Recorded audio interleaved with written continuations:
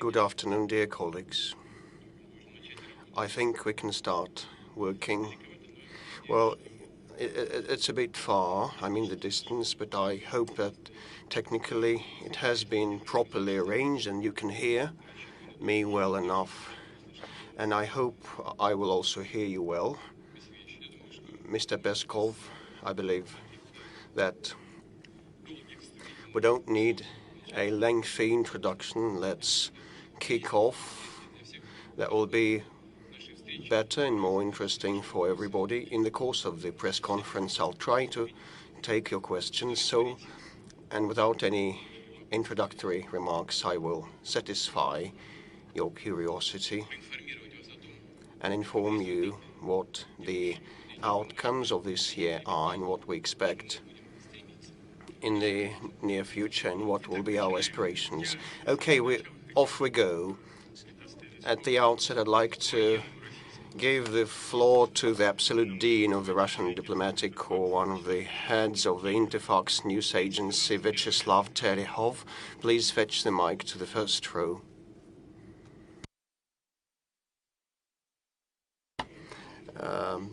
Good afternoon, Mr. President. Well, that will be my sound. My volume will be a bit muted or mixed or dampened. You said that you will tell us a word about the economic development. So, this past 2 years, we have been waging a global war against COVID, and now it's going to be a war against Omicron. So, how that impacted the economy of our country, and how can we get out of that pit? Are there any enablers or drivers? And do we have to expect our aim for a full vaccination to provide for the successful economic development? And the main question to you, of course, is how you assess the work of the economic headquarters, which is the government, as well as the central bank. And I have just mentioned the central bank. And I just have recalled that I quite often asked you questions about the central banks, but this is a mere coincidence. Thank you. Well, if I take all your questions, I think, well, if I am able to do that, I think that will bring the press conference to an end and will last through the press conference because they are overarching. They're quite general, and they encompass the main areas of our activities. You have said that the world has been in warfare against COVID, and that is still ongoing, and we know about the dangers of the spread of the Omicron strain. But I really hope that we will talk that during today's press conf. As you know, a group of our doctors and medics is now in the South African Republic, where the strain originates from, and this undertaking is successful, as a special thanks to the South African colleagues. Well, with respect to the impact on the Russian economy and what we expect in near future, well, we also talked a lot about that, and definitely our economy being faced off with the COVID challenge and the forced restrictions in our economy and the social sphere, and I will talk about that at length today. So still, we turned kinda more mobilized and prepared for such shocks than many other developed and advanced economies. If you take 5, 7 leading economies or even G20, our economy fell by around 3%, which is much better than other leading economies, and we recovered at a much faster pace, and you know the figures. Last year we could speak about the nascent trends, and now I have a chart in front of me with some numbers. not to invent things. The GDP growth is expected at 4.5% this year. As of October, it was 4.3. The industrial output increases by 5%, and the processing industries by 5.2%. The crops of grains this year are a bit below the previous levels, 123 million tons versus 135 last year. That is a very good outcome, and will be self-sufficient, and will have a lot of capability for exports. The fixed investments are at 7.6% as of November, and as of 2021 we'll have a 6% rise. Last year we had a slump of 1.4, and our construction has been doing quite well. 90 million of new square meters built for the first time ever in our news history. And I'd like to congratulate all the construction workers, all the personnel, the construction personnel, and the managers and everybody. The real salary take-home pay, average take-home pay, has started growing, and the real disposable incomes are now on the rise. Last year we had -2%, and this year we expect a growth, and definitely we'll talk inflation, and inflation is at 8% as we project, which is much more than previously expected. But anyway, the real salary growth is around 4.1% as of 2021. The real income will increase by 5.3%. Definitely this is the average indicators. Well, we do have, for the sake of statistics, to handle average values and numbers, to have some benchmarks, and we'll talk our incomes and livelihoods in greater detail. The unemployment rates. Our target was to return to the pre-pandemic levels, but now we have our unemployment lower than we had before. We had 4.6 to 4.7% of unemployment. Now it's 4.3 or 4.4% in 2021, which is a very good parameter of the overall economic performance. Although some of the hardships arise with respect to the labor market, and the number of the people employed on construction sites and in the construction sector. So the trade account is now last year was at 24 billion of surplus, and this year the trade account will be 184.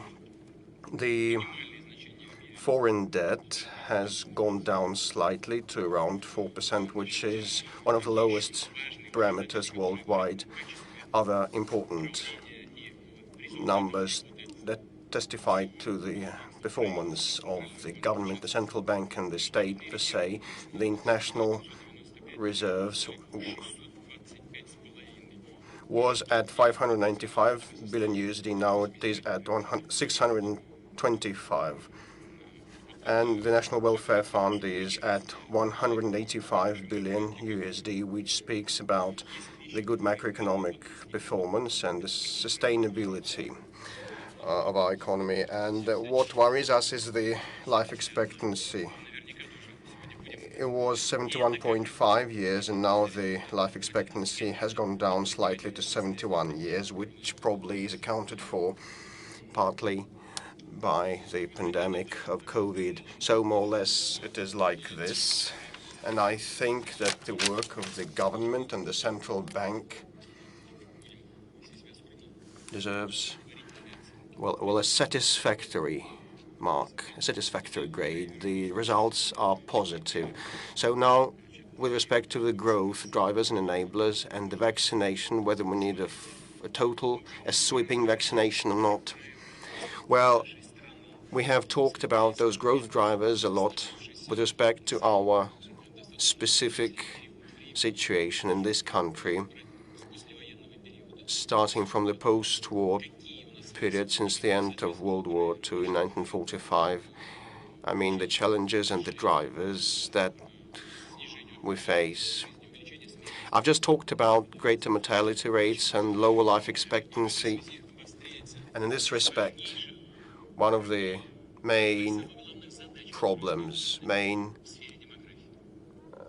goals of ours is aggravating. I mean, the demographics from the humanitarian standpoint and from the geopolitical standpoint, the population 146 million for this vast and huge territory is insufficient, and economics-wise, we lack the manpower.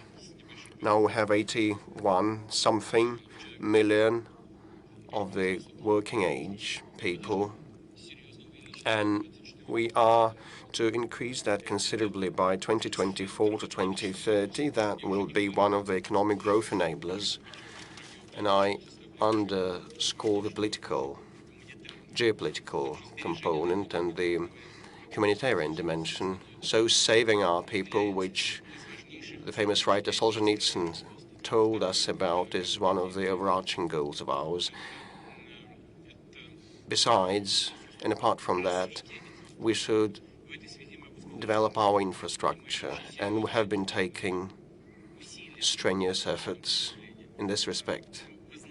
You know that 500 billion was earmarked out of the federal budget to improve our infrastructure directly. Then within the national projects, we put up to 160 billion, then 400, and next year it's going to be 460 billion more. From the National Welfare Fund, we will spend 2.5 trillion rubles in the forthcoming years. We'll put that up in infrastructure. And the third growth driver would be improving our labor productivity, which can be broken down in education measures, digitalization, and healthcare initiatives, and a number of programs that we have in the pipeline. We know what to do. We have designed all of them, and the funds are stipulated, and we have them. We will be progressively disbursing funds, and what we need is the maximum return from each ruble that we invest. And then another question of yours about the sweeping vaccination. Well, like in many other countries, unfortunately, let's take Europe. They, like in Germany, for example, they are concerned about the low levels of vaccination, although this health care system of theirs is savaged by critiques, but still they have a low level. Ours is 59.4%. I mean, the vaccination rate. I learned that yesterday. I knew last night is going to be one of the main topics of our meeting, and I talked with Madam Popova and Madam Golikova. 59.4% is the herd immunity in this country, which includes those previously infected and those vaccinated. And we have around 70 million people with the first jab,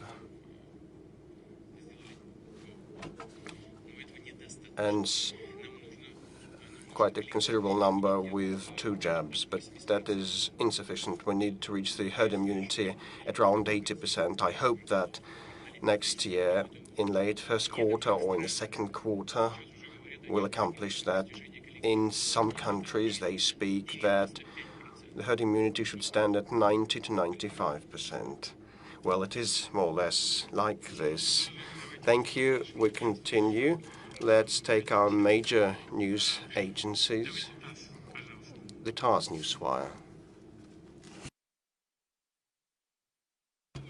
A very good day. TASS Newswire. Veronika Chotkina is my name. I'd like to follow up on that topic and speak about this welfare spending.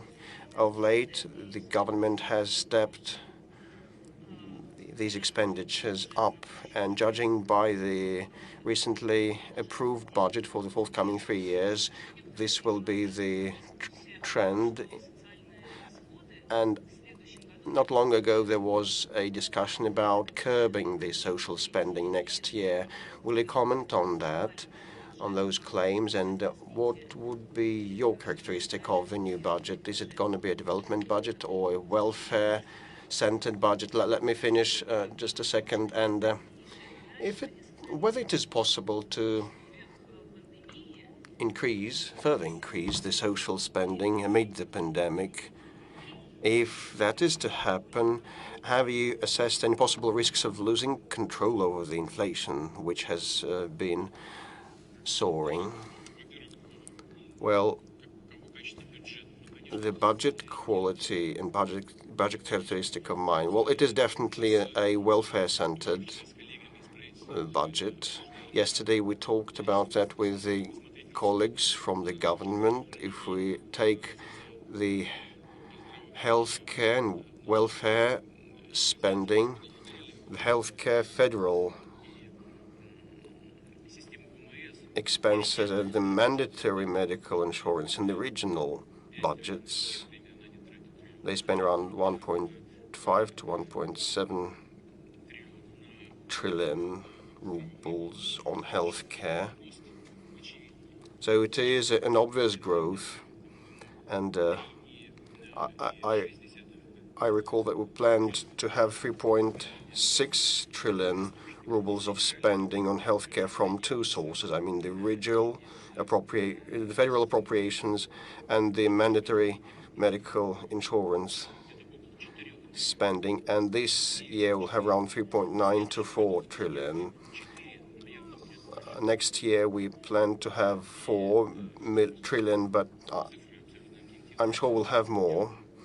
These are real numbers, and that does not include the regional spending, which fluctuates around 1.6 to 1.7 trillion of rubles per annum, which is quite a hefty deal of subsidies. With respect to the welfare, definitely we'll also have growth in this sphere. Even under the conditions of the pandemic, when we were building up the work to support the most vulnerable and damaged areas of the economy and the industries, we are talking about enormous figures of 4.5% of the national GDP last year, and this year it is almost 1% of the GDP, which means almost 5.5% of the GDP in total. This is not just about allocating the money. This is about the economy in general. Even with the support of the damaged industries, we were always aspiring to save the jobs. We're doing everything to support the people with low income, the vulnerable groups of people, namely the young families with children. I can move on very long talking about that, but let me give you another few groups. You know all of them. We have expanded the number of families who are receiving the social support from the state. Simply the number of families has increased, those who have children from 0 to 3 years old. Besides, we have also started to pay the family capital social support for the families who have their first child. We also pay benefits for the pregnant women who are in a vulnerable social situation. We are paying additional funds for the families with children aged from 3 to 7, and we're also making single-time payments of 5 or 10,000 rubles for various categories of citizens. First of all, we're talking about the people who are financially vulnerable. This is an entire number of tools and measures that we're employing. 4.5 trillion rubles last year was allocated for that. And this year, we have continued a number of measures aimed at the same goal. The main goal, let me reiterate, is to support the people directly or support them through the businesses. The businesses are getting the money only if they can save the jobs and if they can retain a certain level of wages. Besides, we have increased the minimal wages and the minimum livelihood payments, and the increase might seem rather modest, but the whole meaning is to improve and increase the social benefits, which affects millions of people, since the minimal payment is defining the social benefit sums, and this also reflects on the indexation of the retirement benefits. So there is absolutely no doubt that our national budget is socially oriented. Right now, answering the question from your colleague, speaking of the drivers for the economic growth, I mentioned the absolutely unprecedented plans on the infrastructural development. And see the enormous resources that we're allocating. The National Welfare Fund is allocating 2.5 trillion. 500 billion have already been allocated, and next year we will allocate additional 460 billion. We're improving the productivity, the efficiency. We're digitizing the economy almost in all of the industries. We're allocating great funds for this end, and sure, our budget is absolutely social, aimed at the continued development of the country. This is absolutely obvious if we take a look at the figures. Thank you. Yes, please. I would like to precise and specify one more thing. I was asking if the growth of the social expenditure would affect the inflation. Yes, I forgot about that, sorry. You're absolutely right to say that this is one of the key issues in the area of sustaining the macroeconomic stability of the country, since many leading economies of the world are changing their macroeconomic policy and significantly increasing the intensity of money printing. These are obvious things, and therefore this results in great inflation figures in the leading world economies, which is obvious and apparent for everyone. These are the figures that we're all aware of. The budget deficits are on the rise in all of the leading economies, including the United States, with a bit higher figures and slightly lower in the Eurozone, but still they have significant figures for inflation which are uncharacteristic of them. But if we take a look at the world's leading economy, the United States of America, they have 6.1 or 6.2% of inflation, while their target inflation is 2%. This means a threefold increase over the target inflation rate. In Russia, it's also large, 8%. Our target was 4%, which means a twofold increase compared to the target inflation. They have a threefold increase. This is quite serious, and I believe the Federal Reserve will have to do something about that. Their monetary policy is affecting the macroeconomics, and finally it nullifies and cancels out the good and noble goals that they're using, including the support of the economy and the support of the country's citizens. This also exists in Russia, since 8% is a large figure, and naturally we need to come back to the target goal of 4%. Sure, we can blame the central bank, and I'm staying in constant contact with our colleagues from the real sector of the economy, from the production, and I know how they're blaming the central bank. I'm aware of their arguments. I see and hear it almost every day. And you see this on the TV, and people come to me sitting 3 meters from me, and this is only a small share of the entirety of my contacts, which is not shown on camera or on television. I see this and hear this every day. I meet people, I hold sessions and discussions. Some people are staying further away, so you can't see that. But we are talking about this every day, and I'm well aware of the dissatisfaction of the real sector from the changing rates.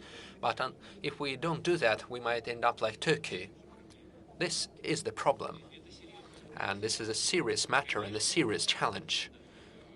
Naturally, we need to be very careful when we use this tool, but the central bank is conducting an independent policy. This might seem weird, but I do not interfere in the work of the central bank, but I am positive about its work.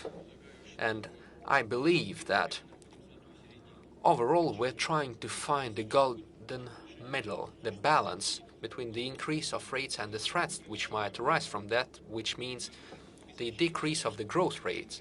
We need to have 3.4, 3.5% of the growth rate in the upcoming future. Now we have 4.6% of the growth. We need 4.5%. This would be good.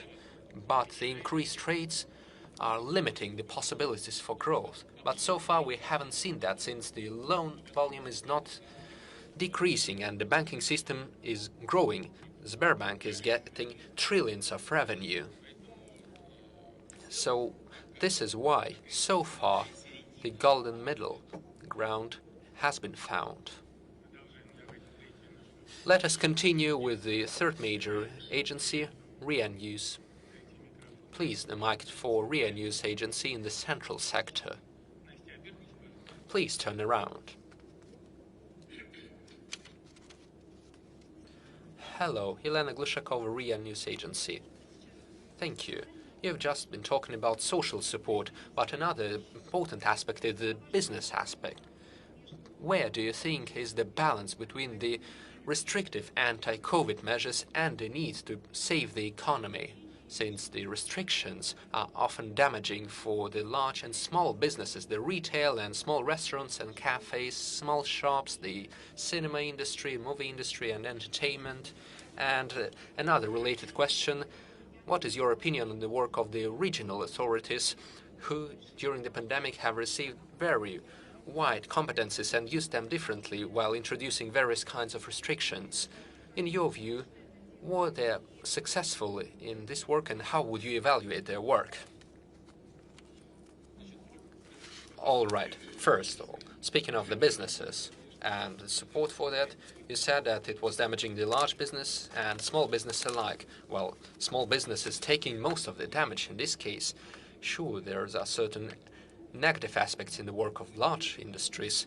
We have also elaborated certain support measures for these industries and businesses. All the leading industries have received support. The large businesses received 8 packages, which was my request at the beginning of last year, and the government actually did that. They adopted a number of measures which were quite beneficial for our large industries and businesses, the holdings. And they worked quite well without any problems, and in some cases they even managed to increase their production volumes. Speaking of the defense industry, they have also increased their production. Speaking of the small and medium-sized enterprises, we know that we're talking about the restaurants, cafes, the fitness halls, the cinemas, and even theaters and museums and so on. All the areas related with servicing the population have suffered, and they have received the necessary support from us. There was an entire package of measures, which I will not go into detail about. We're talking about reduced rate loans and direct support measures aimed at preserving the jobs and the wages. And also the benefits and reduced rates for the loans and the delayed payments for the loans, the benefits for the rent payments. And by the way, we have extended certain measures, and we have always been allocating great resources from the federal budget to that end. The government is doing that deliberately, understanding the actual situation that we're facing. Sure, some things could be done more delicately or faster, but I would like to pay due respect for my colleagues. They are always maintaining direct contacts with the business community. You know that recently I was attending an event of the RSPP, and I was meeting the authorities and the leaders of the Russian industrial groups, including those who are working in the small and medium-sized businesses. But overall, people are quite understanding of the situation, and they have a positive evaluation of the government's efforts to support the businesses. By the way, the results are quite good. As I said previously, we have overcome the crisis faster than many of the world's economies. The decrease was more modest, and we have recovered faster. This is a good result, I believe. Now, speaking of the second part of your question, yes, exactly, the evaluation of the regional authorities. I have talked about this many times, and let me repeat, I believe you might agree, this was the way that was followed by many countries of the world. We were the first to say that our country is large and the regional situations may be different, which is exactly why we have the central authority from the federal center, we have the Federal Commission, which has decided to allocate some of the authorities to the regional level to make sure they have the opportunity to manage the situation in their own regions. We cannot compare Chukotka Peninsula and Moscow. These are totally different regions with different epidemic situations, since we have enormous geographical territories. Let me repeat, just like in any big undertaking, something could be done better, something could be done more delicately, but overall the regional authorities have shown themselves as very responsible people. They were not afraid of taking hard decisions. The government, the federal center, has always been supportive of the regions who were conducting the necessary steps and taking the necessary decisions. And when they needed support from the federal budget, they were receiving that multifold. The interaction between the federal center and the regions of Russia has given us the necessary results and outcomes. All right, let us move further. Let us take a question from the regions. Please, do not yell. Oh, they will. All right. Let us take a question from a lady in a yellow vest with a sign saying City for Life. Please. Hello. I'm Lyudmila Danilkina from the city of Veliki Novgorod. Our city, which has been visited by you, Mr. Putin, many times, is quite small, but very beautiful with an ages-long history, and it is no accident that I mentioned the history of the city, since my question is partly related with the city environment. What city would you personally, apart from St. Petersburg and Moscow, would you choose to live in? This is the first part of the question, a personal one, I would say, and the second part is related with the Novgorod region. Our region is located very well between the two capitals, which is quite beneficial for the territorial development, but we have much more opportunities for development, and we would develop even faster if we had a high-speed railway track.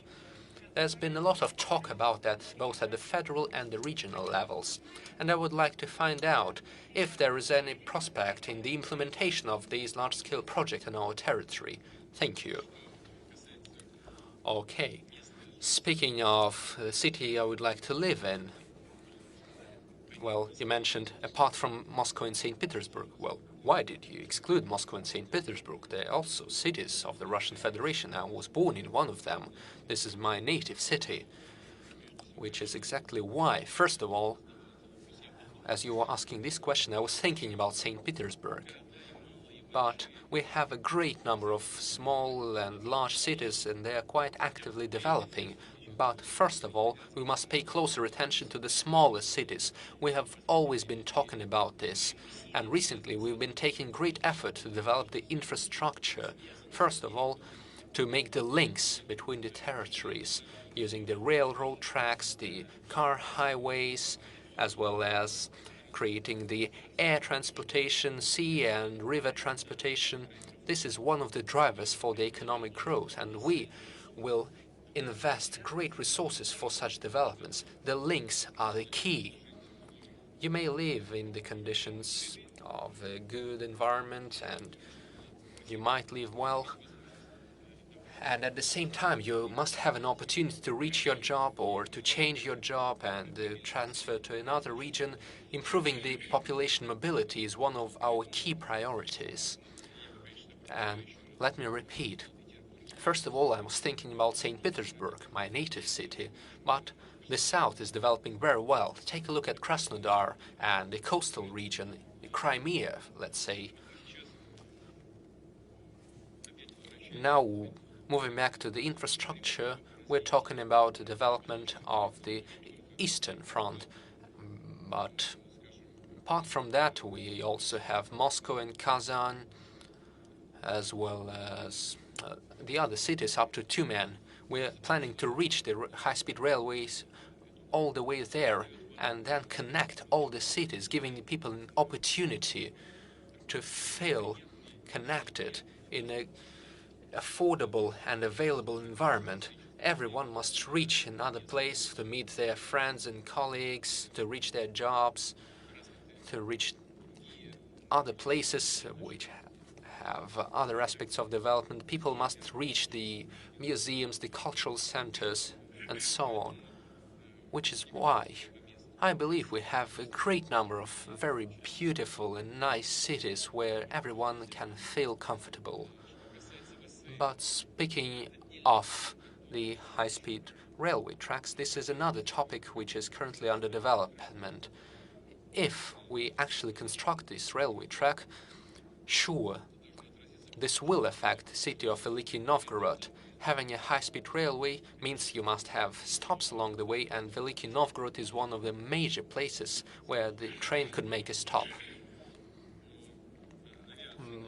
And the airway connection will stop existing if we establish this high-speed railway track, since it would only take around 3 hours to go from the center of Moscow to the center of Petersburg. Sometimes it takes 1.5 hours to reach the airport in Moscow, which is why the aircraft are losing their meaning. So we must evaluate everything and consider all the options. Take a look at the experience of other countries in the construction of high-speed railways. Let's say the People's Republic of China has many similar railway tracks between the cities, and up until recently they were not profitable, even in China, meaning that this is a country with 1.5 billion people of population. We must calculate everything. And of course, we understand that sometimes it makes sense to use railways, sometimes to use aircraft. Currently, the situation is being studied at the expert level. Alexander Gamov, were you the one who shouted out just before that? Yes, Komsomolskaya Pravda, yes. They will give you the mic now. No, I was not the one to shout out. Well, then ask your question. Thank you. Mr. President, thank you very much for coming here, because Dmitry Peskov told us it was your initiative. If you don't mind, I would like to get back to the topic that you raised when you spoke in response to Mr. Terekov's question at the very beginning of the press conference. You met our scientists and experts. So what do you think causes the new waves of coronavirus? Because every succeeding wave is stronger than the previous ones. So how certain are we of the vaccine's efficiency, and what are we to do with vaccination, revaccination, and why the mortality rates are so high? Because so far you haven't cited the figures, but every day around 1,000 people dies of coronavirus on a daily basis. And just recently, I made a terrible discovery. I looked at the mortality rates across the world. Every day, around 6,700 people die on a daily basis. So the figures are very high. Well, let's have a look at Austria, for instance, a democratic country. There are fines for people who have not got a vaccine. Maybe we could introduce criminal liability for those who urge other people not to go to see a doctor. You know, it's just occurred to me. I remember you said that Russia was in a difficult spot because it was being surrounded and all that. So we simply cannot afford it. We cannot afford thousands of people dying every day whenever we could, and we cannot afford that now. So maybe we need some political will on the part of the country's leadership, and we'll support you. Well, you said Russia was being surrounded. Was I the one to say that? Well, in the west, in the east, in the north, the new systems are being deployed, especially in the west. I think once we turn to international relations, we'll have a closer look at that.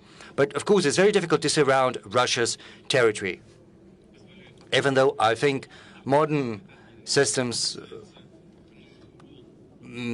give grounds to believe that it is possible. Now, as far as new waves of coronavirus are concerned and the new strains, well, this is due to virus's capability to mutate. The new virus mutates, so the answer is simple, as that. And that is why new strains pop up. And these strains appear in those countries where there are some issues with healthcare systems, where the immunity level is low. Let's have a look at African countries, and some of them there is the problem with HIV, and that's why new strains can appear. It's no surprise, and that is why I say that it is very important to achieve mutual recognition of vaccines. We need to spread vaccines across the world as soon as possible and as abundantly as possible. Otherwise, we will not be able to overcome this issue on a global scale, and humanity will have to live with that and suffer terrible losses. We have this new term, excessive mortality. You know, it's just terrible. Now, as far as COVID mortality rates are concerned, they're difficult to calculate, and not because anyone tries to hide that. Far be it from me, for us. On the contrary, I call on our healthcare system to be as transparent, as open as possible. And I'll be quite frank with you. I want this transparency for people to understand how important vaccination is. So why do you have high mortality rates? Because we have a low level of herd immunity, 54.9%. The vaccination rates are not high. Our neighbors say that we need to hit 90%, more than that, whereas our rates are very low, 59.4%. So as far as criminal liability goes, I don't think we need to do that. And it's not about the political will. The thing is, any action brings up the proportionate reaction. If you start exerting pressure, you know, our people are very inventive, and they will devise ways to circumvent these attempts at exerting pressure on our population. And they will find a way. And that is why we need to follow another path. We need to treat our people with respect, regardless of their position. And we need to patiently explain to them the need for certain measures to be taken. Let's have a look at vaccination. You asked how scientists explain new incidences of contracting a disease after suffering a disease once. You know, it happens. Yes, there are people who already contracted a disease, and after some time they contract it once again. There are many media sitting here and in Russia and across the border say that just 1% of recovered contract the disease once again, and 3 to 4% of vaccinated people can contract a disease. So, of course, After vaccination, the disease is far milder. The consequences is not as severe, and we need to explain that to the people. In the Soviet era, no one bothered to explain anything to the people. They just made people take a jab.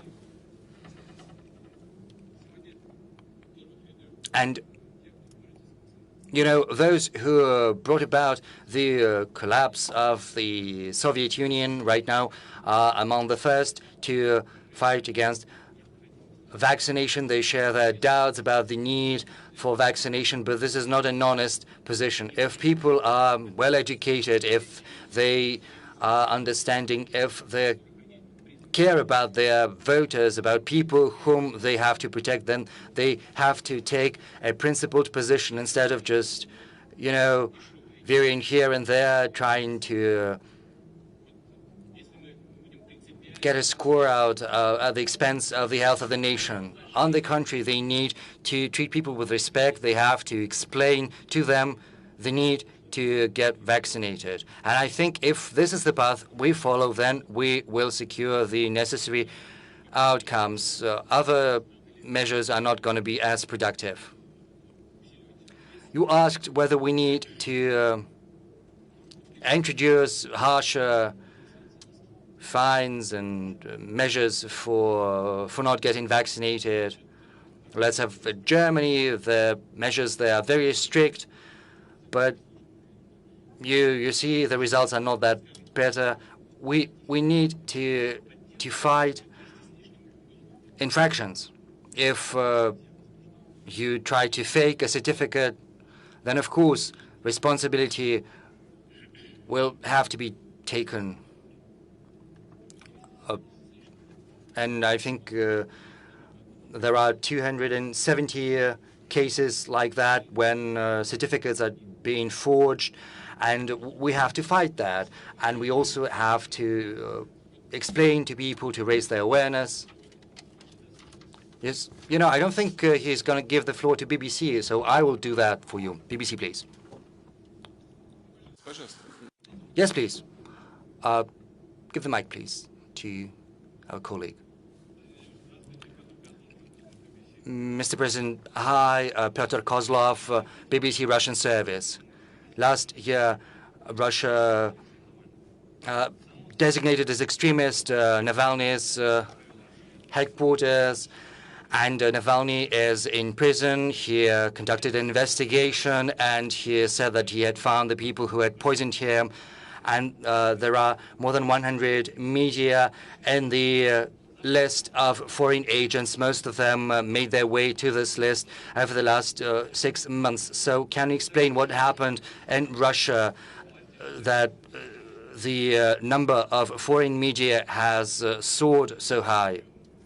And a couple of words about the history. You speak often about history. You remember history well, and you will probably remember that every time when the in Russia, when authority was concentrated in the power in the hands of one force, and when Russia was in the stage of acute confrontation with the West, then it brought about a reaction, a plunge in the country into revolution and wars. So don't you think that having all the power in the country, you are laying the groundwork for such revolutions and wars? Yes, thank you. Speaking about history, I would like to remind you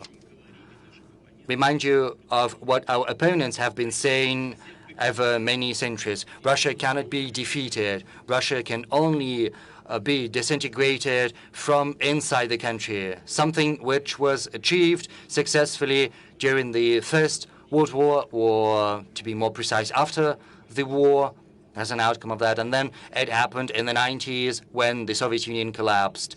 But who did that? Those who were servicing the interests of other countries, interests that are not the same as the interests of the Russian people and the citizens of Russia.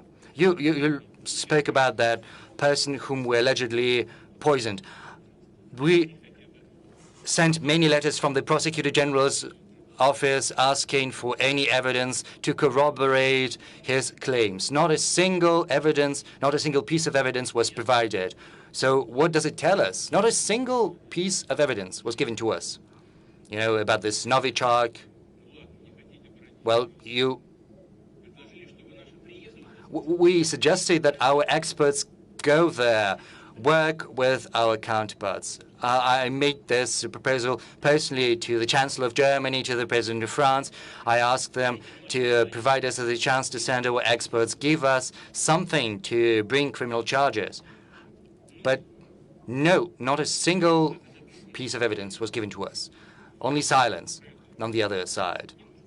So I don't think we need to talk about that. Let's just turn the page if they can respond nothing to our queries. Now, as far as these people in prison, you should not commit crimes trying to disguise that as political action. Now, the last question was about foreign agents and media on the list.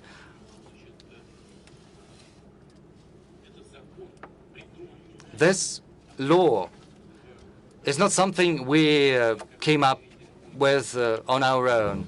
You currently act as a representative of the UK, and the UK is the closest ally of the US, and these countries are considered as beacons of democracy. In the US, adopted the similar law in the 1930s. It's not important that the law was adopted back then. The thing is, it's still in force right now.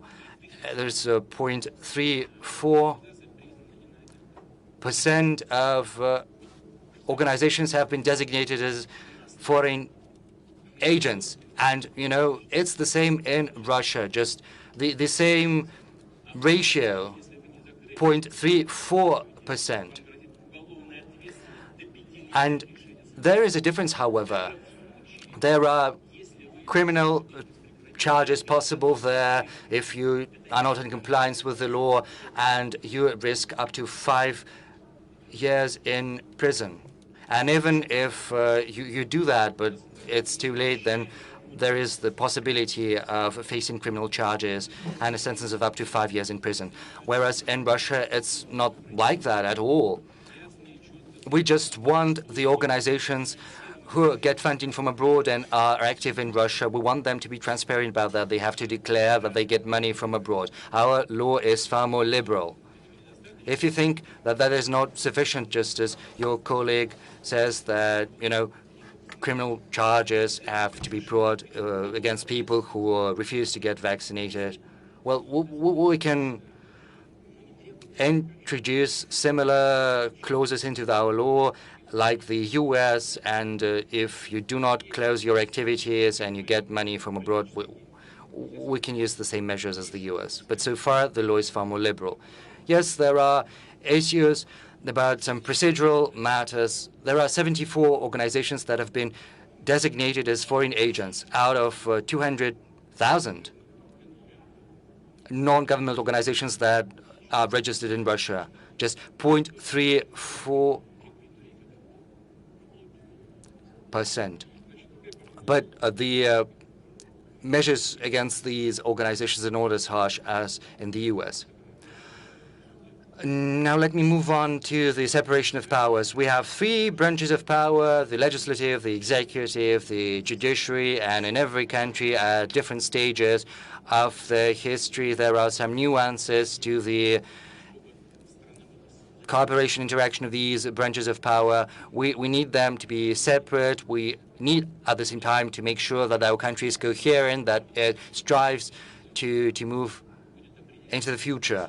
And of course, it is up to the Russian people to make a decision on the future of our country. It's not up to those whom you service today. Thank you. Let's move on. I suggest we should turn to TV channels now. Rather, Zinalova, please. There's no need to introduce yourself. Good afternoon, Mr. President, colleagues. We started to talk about history, it's just like Gorchakov said, Russia is concentrating, and of course we want to concentrate on our internal issues and address them on our own. At the same time, for the last several weeks, the foreign media are clamoring that Russia is preparing for war, that it threatens Ukraine with war. You give calls to foreign leaders, and you try to reassure them. As a result, you have to send your own proposals to them, rules of the game, red lines from our point of view. So in the past, it wasn't like that. Right now, we have come up with our priorities of our security, our interests, and of course, from history, we know that after any negotiations, agreements can stay on the paper. After negotiations, smallest provocation is enough for the agreements to be set aside. So, Mr. President, what are we to do? What are your realistic forecasts? And if they're clamoring about a possible war, do we consider such a possibility if a provocation happens or anything? You remembered Gorchakov, the beginning of his phrase, Russia is concentrating. But, there was the first part of this phrase, of this quote. He was asked whether Russia was angry, and he said, no, Russia is not angry, Russia is simply concentrating. So let me give you a very succinct answer. You remember that the tensions started to flare up in 2014. Before 2014, despite the fact that the Soviet Union had ceased to exist, and some parts of historically Russian territories with Russian population ended up outside Russia's borders in Ukraine, but we were okay with that. Moreover, we helped them build their countries, and we were willing to work, to cooperate with all governments regardless of their political orientation. Let me remind you of our relationship with President Yushchenko and Prime Minister Tymoshenko, just as the current leadership of Ukraine. They were not shy about their pro-Western orientation. Yes, we had disputes with them about gas, but we managed to arrive at an agreement. So we were cooperating, and we were willing to continue that cooperation. And it even didn't occur to us to do anything about the Crimea. But what happened in 2014? There was a bloody coup d'etat. People were burned alive, were killed. I'm not speaking about who is to blame for that, however. Well, there was some legitimate outcry of the Ukrainian nationals with respect to what was happening inside that country. And the then incumbent President Yanukovych agreed to that, and the three foreign ministers from Poland, Germany, and France provided guarantees for a peaceful development of the situation. I spoke back then with the US President. It was upon his initiative, and he asked me to back it, and everybody agreed, but then a coup occurred 2 days afterwards. Why do that? No response. President Yanukovych was in agreement. He caved in. He was ready to give up power as soon as the next day, and the victory of the opposition was inevitable. Everybody knew that, but why on earth do that? And afterwards, Crimea happened. Could we say no to those people residing in Sevastopol and Crimea? Could we fail to protect them? Well, we couldn't have acted otherwise. And or probably you believe that we should stand aside and watch what happened in Donbass. And, Lenin and his comrades decided that Donbass should belong to Ukraine, and they created a brand new country that never existed, which is the Ukrainian Republic, and they pushed some of the historically Russian territories into that new republic back then, when the USSR was established.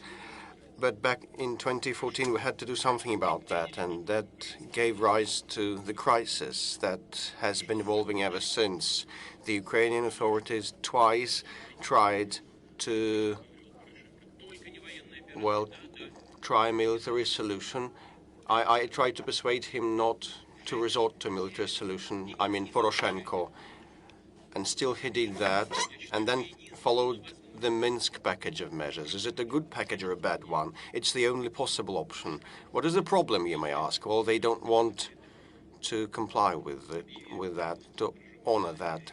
And they adopted the law on indigenous peoples, and they proclaimed Russians that have always lived there not to be an indigenous ethnicity, and there are some other interethnic differences there.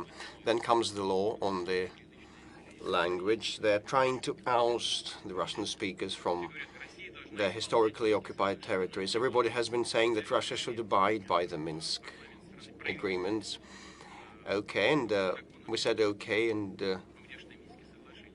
the government then introduced a law on the transition period that this is a draft law that bans amnesty there. And instead of elections, this law stipulates some martial law and lustration instead of an amnesty. This is what the draft law spells out, and it was received a go-ahead by the Venice Commission. How shall we react to that?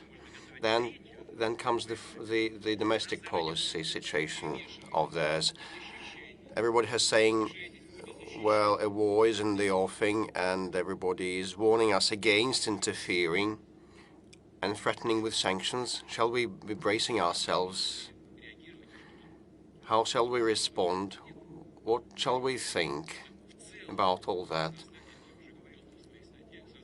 So we shall respond somehow, and probably a second option would be creating an anti-Russia on that territory that will be injected and pumped with state-of-the-art arms, and the residents there would face constant brainwashing and will have to look and control what new types of arms are supplied there. We should keep track of that. And, you know, when they have these new arms, they could prod the radicals to try to resort to a military option for the Donbass. And then comes the Crimea platform. Well, you know, on the sidelines, they have been saying, behind the scenes, they have been saying that Crimea is settled, but still this Crimea platform emerges. But for our country, we should think about our security for the mid and long run. We shouldn't look back at that territory all the time. This is a formidable issue. And I've been talking about our welfare, healthcare, and infrastructure measures. Will they mean a lot if we are plunged in a conflict? But we don't want that. It is not our choice. This is why I responded to President Biden's proposal, and he proposed over the phone to designate responsible people to hold strategic stability talks. And yes, I believe that it is important. And one of the most important pillars thereof is providing security on this track, in this area. We want our security ensured and guaranteed there. And definitely we have come clean saying that, well, there should be no expansion of NATO eastwards, and the ball is in their court now, and they should respond. And by and large, we are seeing positive traction at this point. The American partners have said that they're ready to wade into this discussion at the very start of the year in Geneva. And their representatives have been authorized. I hope this will be the scenario that we'll take. Okay, probably now the regional media. Mr. Peskov, may I pick one? China. I see the poster China. Is it Xinhua? No, it is Sector C2. Fetch a mic there, please.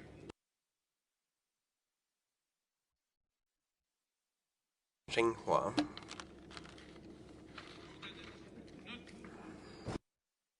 Oh no, you have overshot. Well, I meant a different journalist. I apologize, you haven't been given the chance. Oh, these bureaucrats. A good day, Mr. President. Xinhua News Agency, China. You had a video conference with President Xi Jinping of China, and you have noted that our bilateral relations are an epitome of intergovernmental cooperation in the 21st century. And at this critical international juncture, how can you further comment on your assessment? Well, just understand it as it is. There are no hidden pretexts here or subtexts. You know, the relationship between the Russian Federation and the PRC is established right like I characterized it. And President Xi and myself, we call each other friends, and we have a good personal contact, which is confidence-based, and that helps us, building upon that, develop our business and economic ties. Asia has been a rapidly developing region, and China is definitely a major powerhouse of the global and the regional economy. Naturally, we are developing our relations with them. We have more than 100 billion of bilateral trade, and we have surpassed the pre-pandemic levels. China is our #1 trade partner, and we work in energy. We both undertook the commitments to reach the carbon neutrality by 2060, but before, we'll be supplying all types of energy resources to China, and we will be ready to do it afterwards, because history will not end in 2060, and carbon neutrality may be attained differently.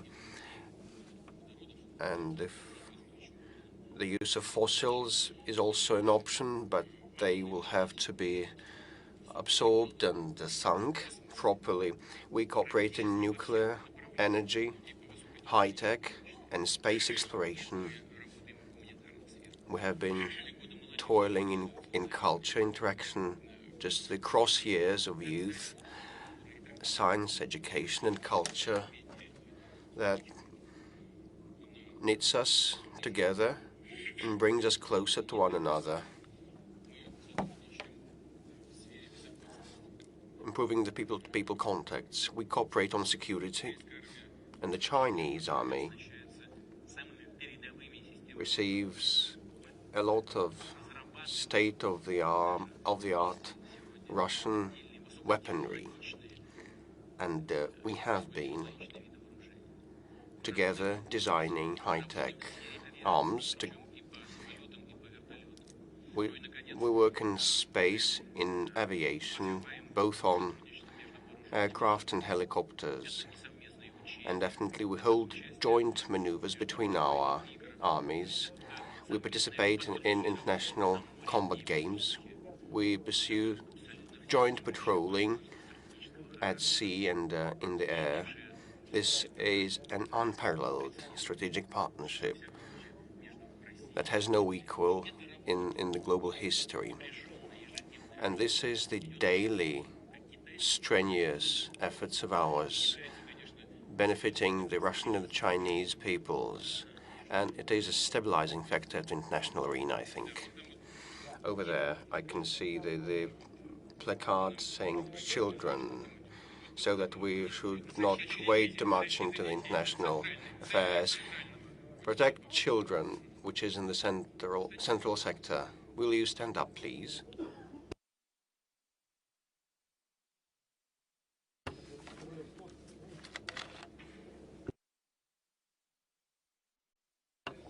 Good day, Mr. President. Shamil Guriev, Tobolskoye Vremya. Still, the destructive information that children receive from the internet is a relevant issue, and school bullying stems from that, and calls for unauthorized actions and other provocations also originate from that. And not long ago, well, registration on social media with the passport was mooted. Will that happen? Will this be the case? And what other measures may be taken to protect the youths and adolescents from the potentially perilous information? Shamil is your name. I fully agree with you. It is one of the relevant issues and problems, not only in this country. And you know, it has been discussed in many nations. It's been discussed in mass media and in governmental bodies. The US Congress also holds hearings on that, and they summon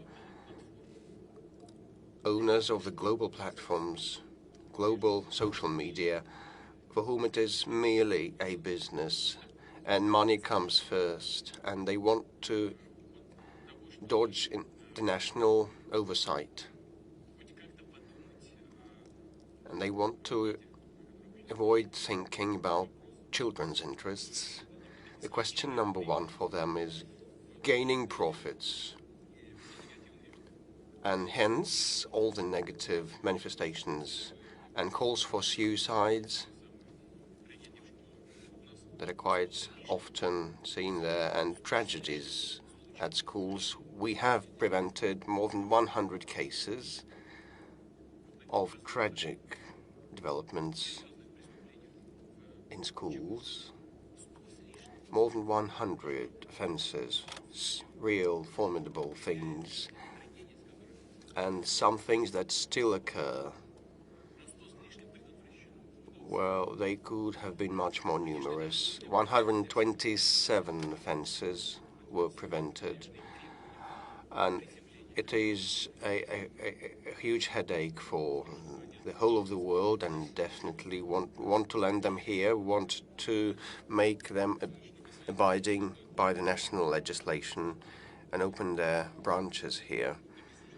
And with respect to introducing the identity in the internet, well, and dropping anonymity, you know, this is discussed and contemplated in many countries. Internet today is part and parcel of our life, and definitely it should be subject to the overall moral and ethical and legal rules. What we should do is to find a happy medium here, and not trying to suppress the freedom of expression and the spread of information on the internet. But still, we should give our society a safeguard against these harrowing manifestations. And I hope we'll be able to find the golden medium, and we will cooperate with international platforms, insisting they be in line, in compliance with our legislation.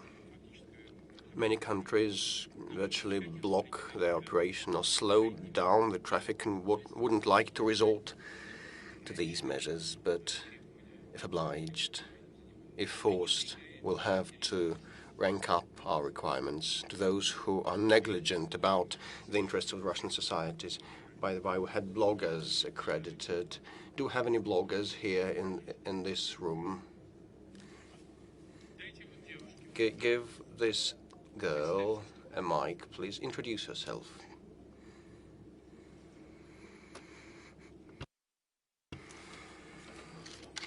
Good day. Anya Hivgevich, my name is. I represent a Russian social media yappy. My question is as follows. The development of the digital services has a lot of new opportunities to offer, including in education, like educating youths and giving them new knowledge is possible via games or entertaining content. And our Yappy app is quite convenient for watching and filming clips and movies. So what is your attitude to dealing with the use in such media, in such environments? Do you think they're degrading? Why degrading? The humankind has been on track of constant development and evolution, and children are always smarter than their parents because we have been accumulating information and the ways to transmit that information have been improved. And the features and potential and capabilities of people, like physical and intellectual, have also been improving. They run faster and think better. Now, a lot of education is game-based, including for the youngest learners, and definitely the capability that you have mentioned definitely should be capitalized upon. This is why we want to introduce and deploy broadband internet connection up and down the country, make it universal. And we are about to finalize that in schools and be through with that in rural areas. And we earmark around 24 billion rubles on that. And the Post of Russia, well, probably many people argue we shouldn't be supporting Post of Russia, but I think we should for the sake of people so that they can use the connection for their empowering. The question is not about creating the favorable content that would benefit them. No, we should prevent them getting hooked on the internet, being addicted to the internet and spending like 24/7 online. They need some motion, they need to practice sports, they need to go to theaters and museums and have offline life. So those social media should be complementary to real life. They should not be replacing real life. And people should not be immersed in the virtual world, which will cause a degradation. And this is why we have the authorities, representative authorities like parliaments and non-for-profit structures that are to come up with rules of conduct. All right, let us give the floor to the foreign media represented here in the hall. All right, Sky News, over there, the very right edge of our hall. I'm afraid it's in English. You have talked a lot about security guarantees, and now we've seen your proposals. You also say you have no intention of invading Ukraine. So will you guarantee unconditionally that you will not invade Ukraine or any other sovereign country, or does that depend on how negotiations go? And another question, what is it, do you think, that the West does not understand about Russia or about your intentions? Thank you.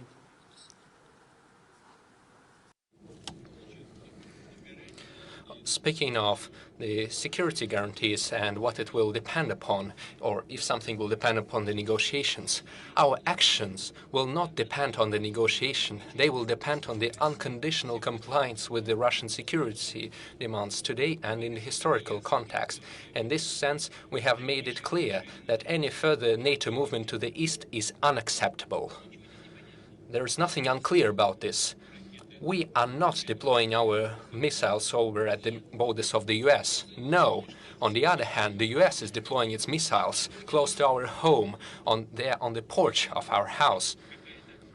So, are we demanding something excessive? We're simply asking them not to deploy their attack systems over at our home.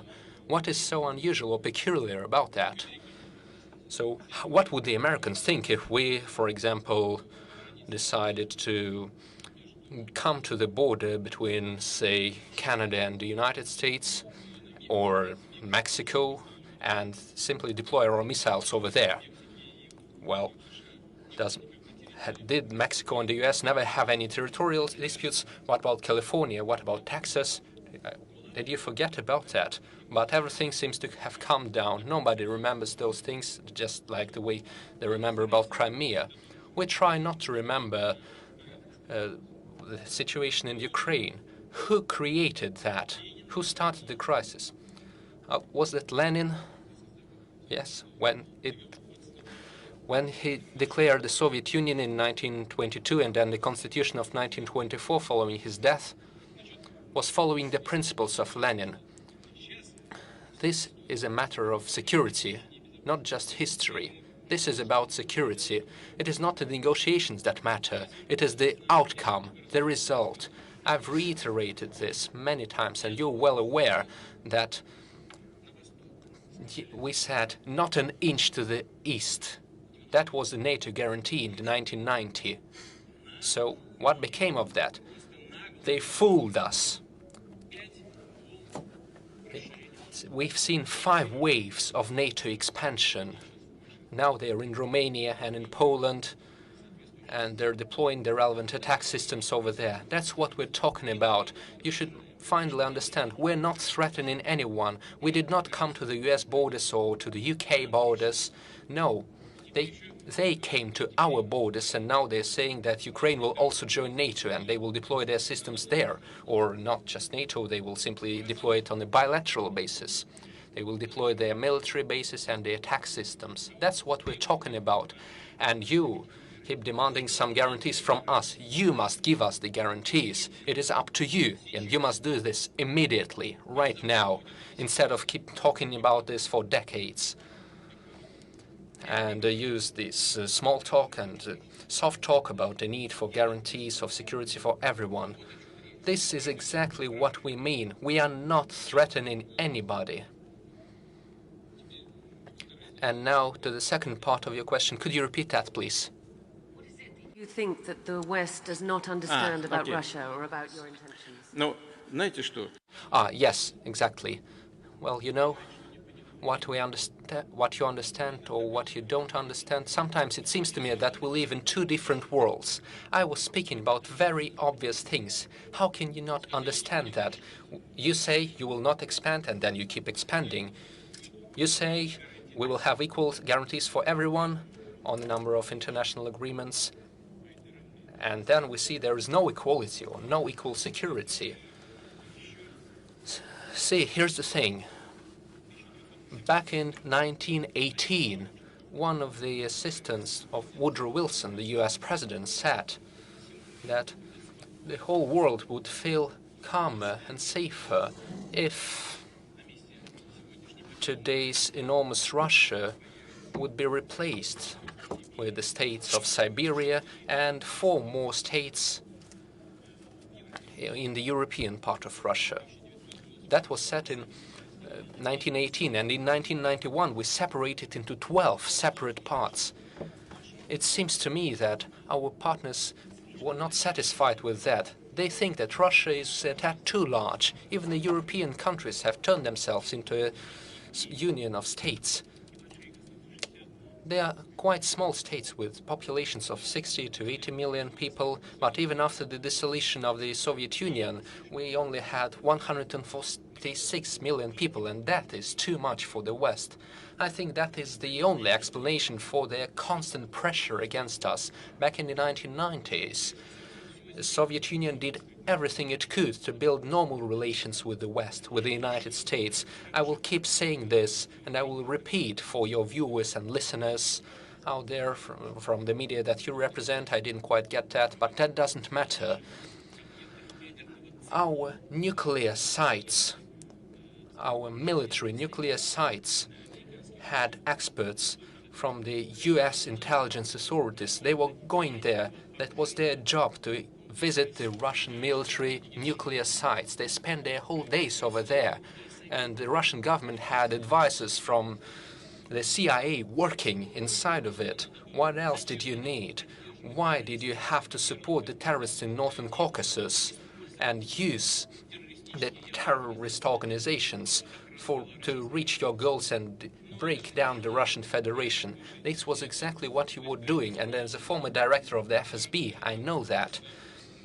We were working with the double agents, and they were reporting to us on the tasks of the Western intelligence agencies. Why did you have to do that? You should have done something different, perhaps treat Russia as a possible ally and strengthen trust. But no, instead you tried to keep breaking us up. And then you started the NATO expansion to the east. We were saying, don't do that. You had promised you wouldn't. And they say, where is it put in written form? Nowhere. Well, then naff off, and we don't care about your concerns. And every time we kept responding and trying to make obstacles, we were expressing our concerns about that. But they say no. So you can do whatever you want about your concerns. We will do whatever we need. 1, 2, 3, 4, 5. We witnessed 5 waves of NATO expansion. Why can't they understand? What is unclear? I believe everything is clear. We are thinking about our own security. Okay, let us move back to the regions of Russia. I see Kaluga with the yellow poster and a white one. Please, over to you. Hello, Kaluga region, Nikotev, Tatiana Zemushina.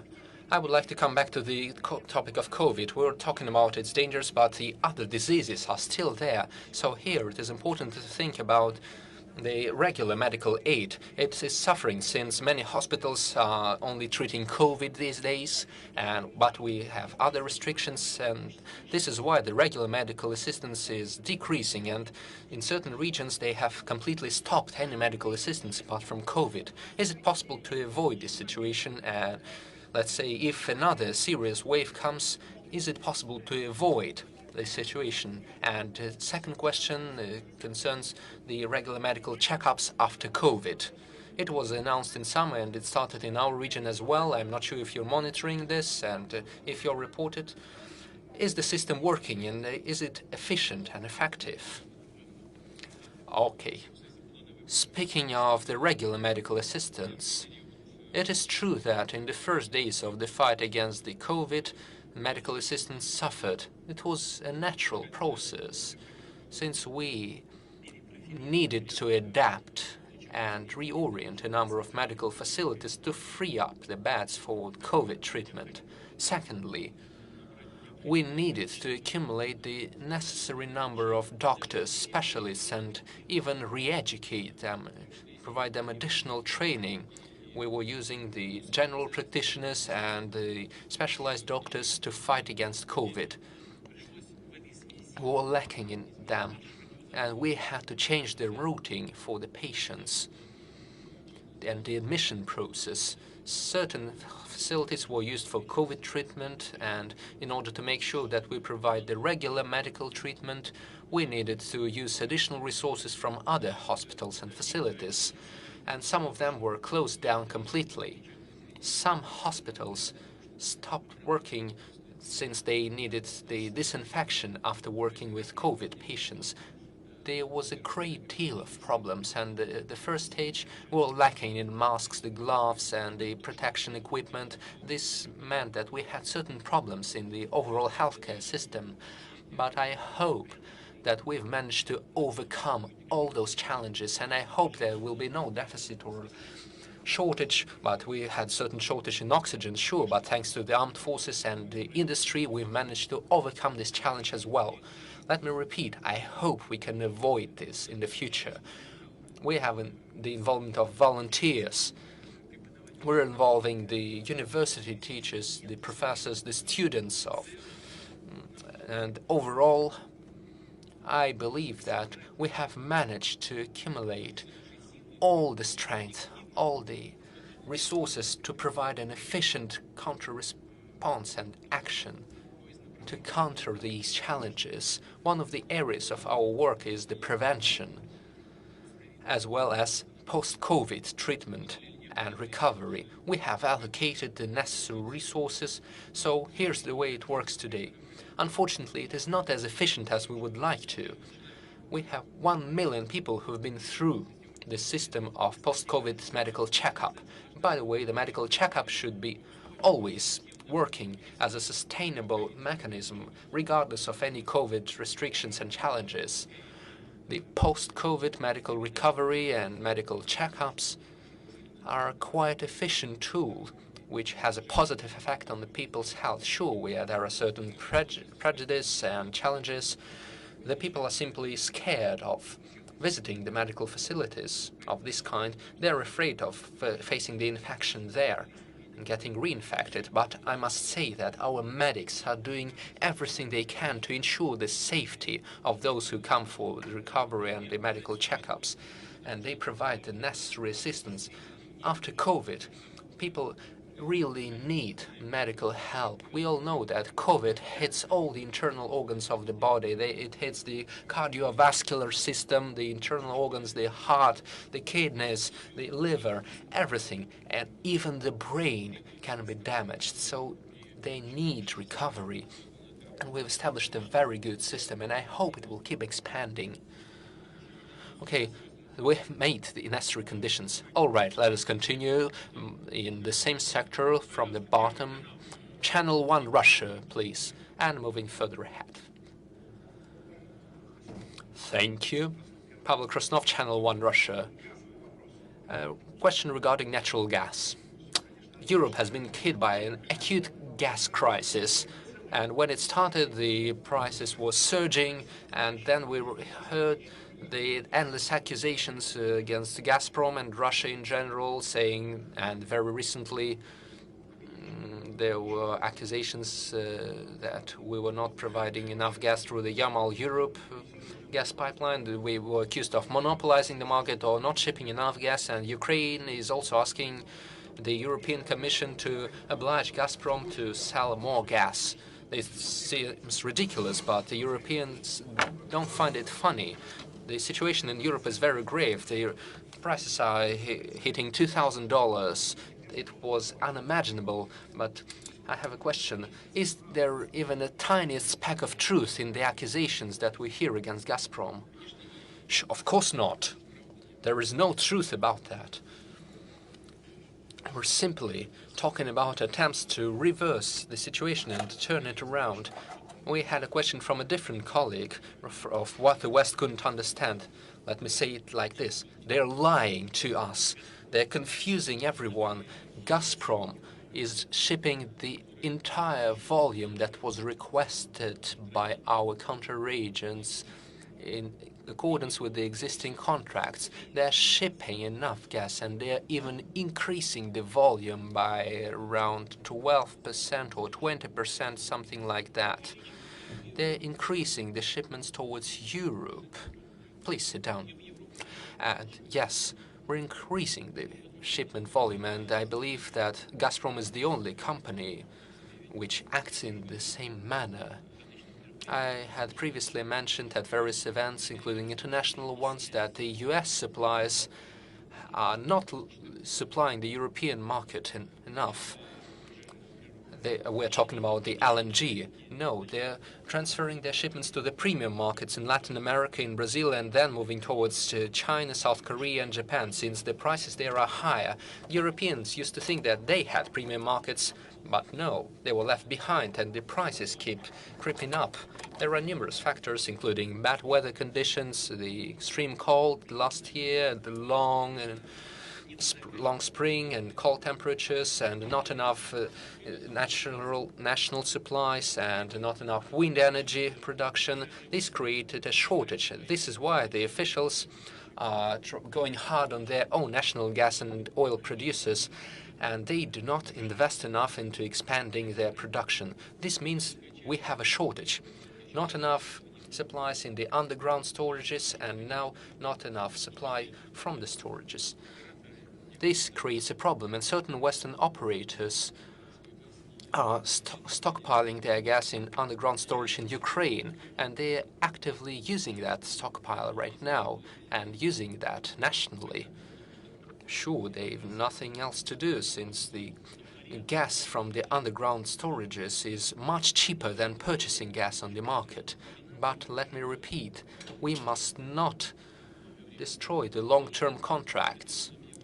But no, says the European Commission, we must use the market terms. The market will regulate it. Well, here's how it regulated that. Now we have $2,000 for 1,000 cubic meters. Well, you're welcome. No, yesterday they were crying out, saying that Russia and Gazprom were expanding and conquering the market. There's no conquest. Yeah, sure, we're supplying enough, but we are not the sole supplier in the European market. We are the only country that increases the supply. They keep saying that we're supplying for the spot prices. I say that, first of all, we must satisfy the demands of our long-term counter-agents in accordance with the contracts.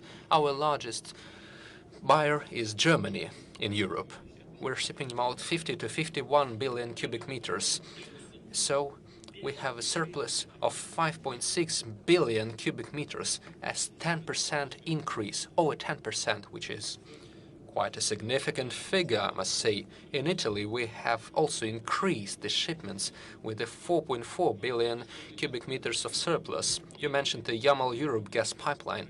Yes, I do see the accusations against Russia and Gazprom, saying that Gazprom for 2 or 3 days hasn't booked any traffic for the shipments through the Yamal-Europe gas pipeline. Well, I find it very distasteful. This is unimaginable.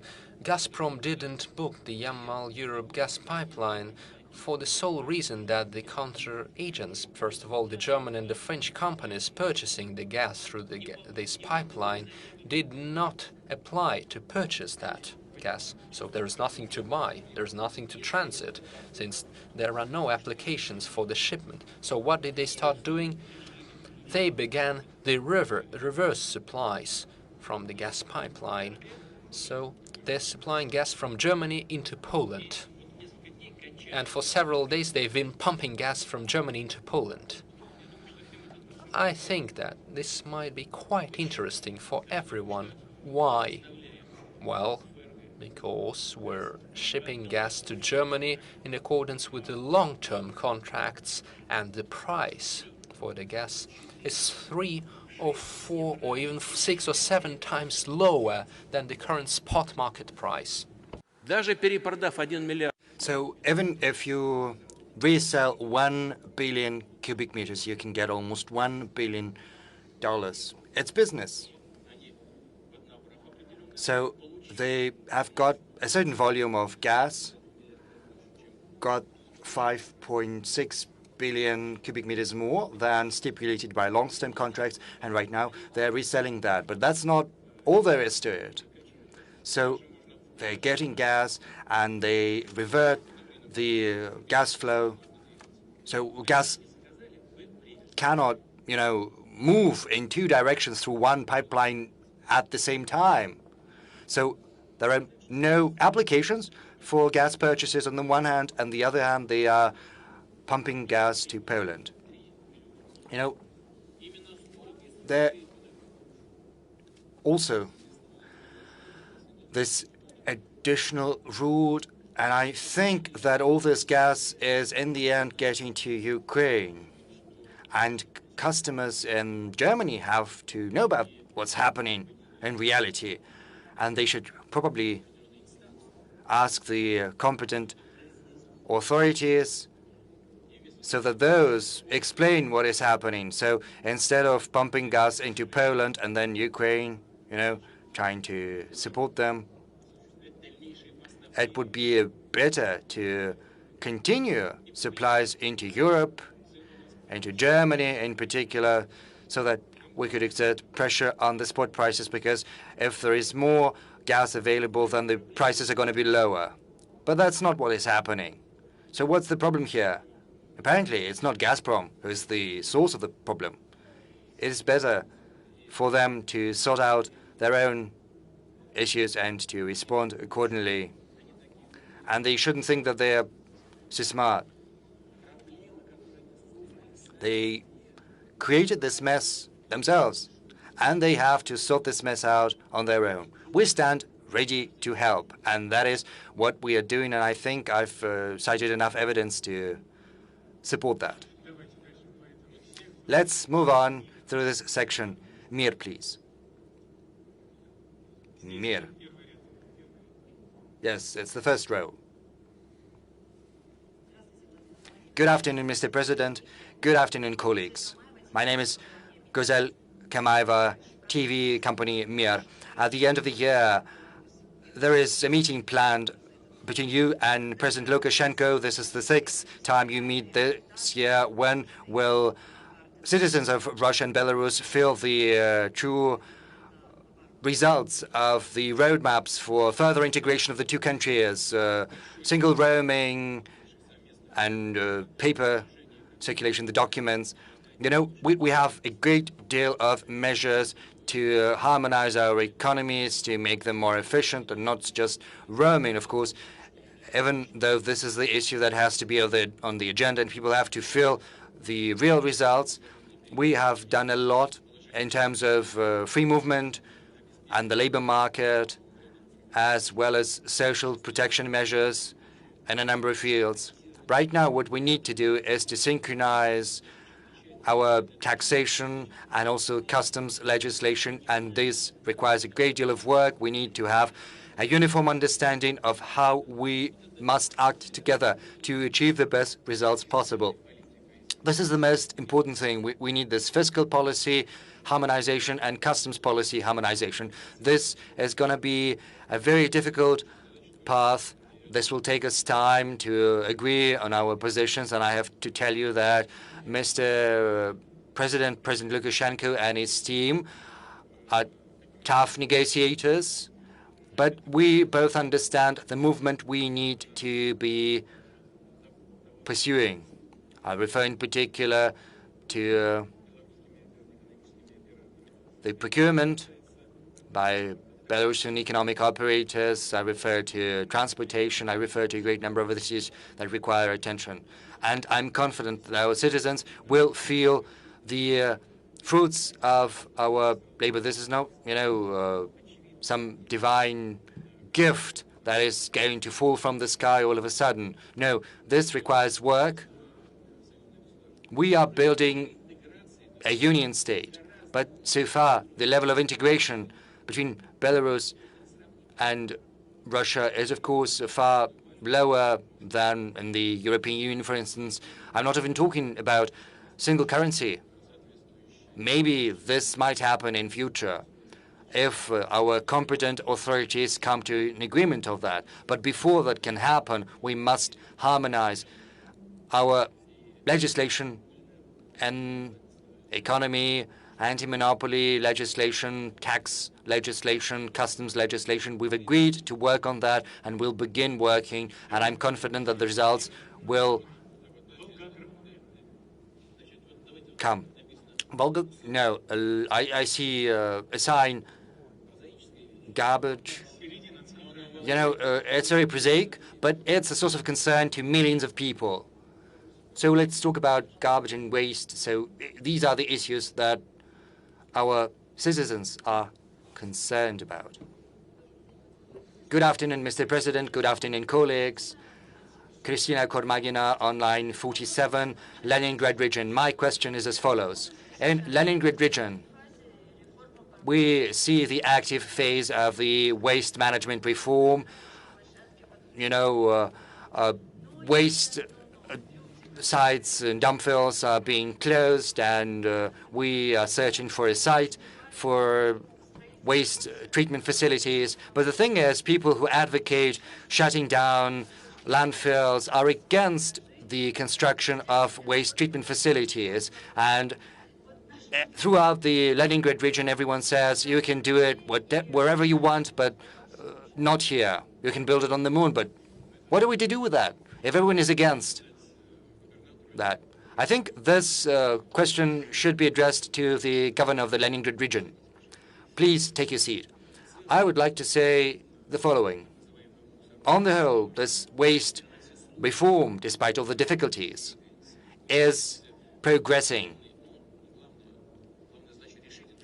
Our main objective is to solve this issue. That is our ground task. But along this way, we had to set up the operating companies to perform these functions, and we've set those up in almost all regions of Russia, and they have started to function, and the number of sites they're operating has increased as well. One of the first steps was to ensure the separated collection of waste. And in certain regions, we are ahead of schedule by 40% or so, according to the materials that I've been given. So we've hit this 40% mark, which is higher than the indicators we initially planned. And the same goes for waste treatment facilities. And the same goes for new waste management sites. We need to do something with waste. It has to be stored somewhere.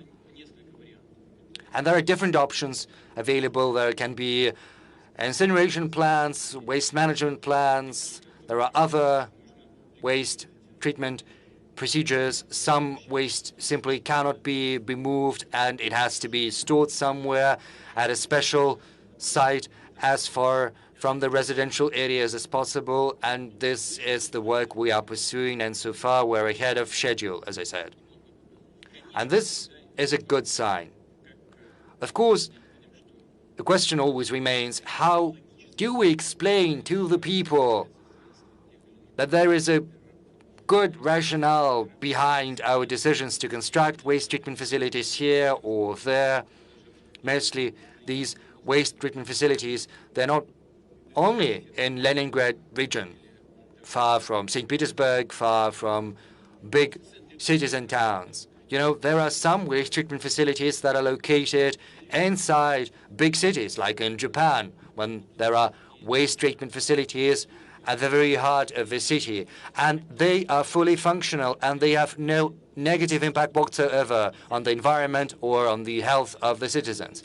But for this to happen, we need to raise the awareness of the public. We have to draw their attention to other factors, such as the salaries, the creation of new jobs. And I think if we follow this path, if we explain it to the people, then we will arrive at a consensus. Thank you. Volgograd, it's, you know, this very section. Oh, I see the Federal Penitentiary Service.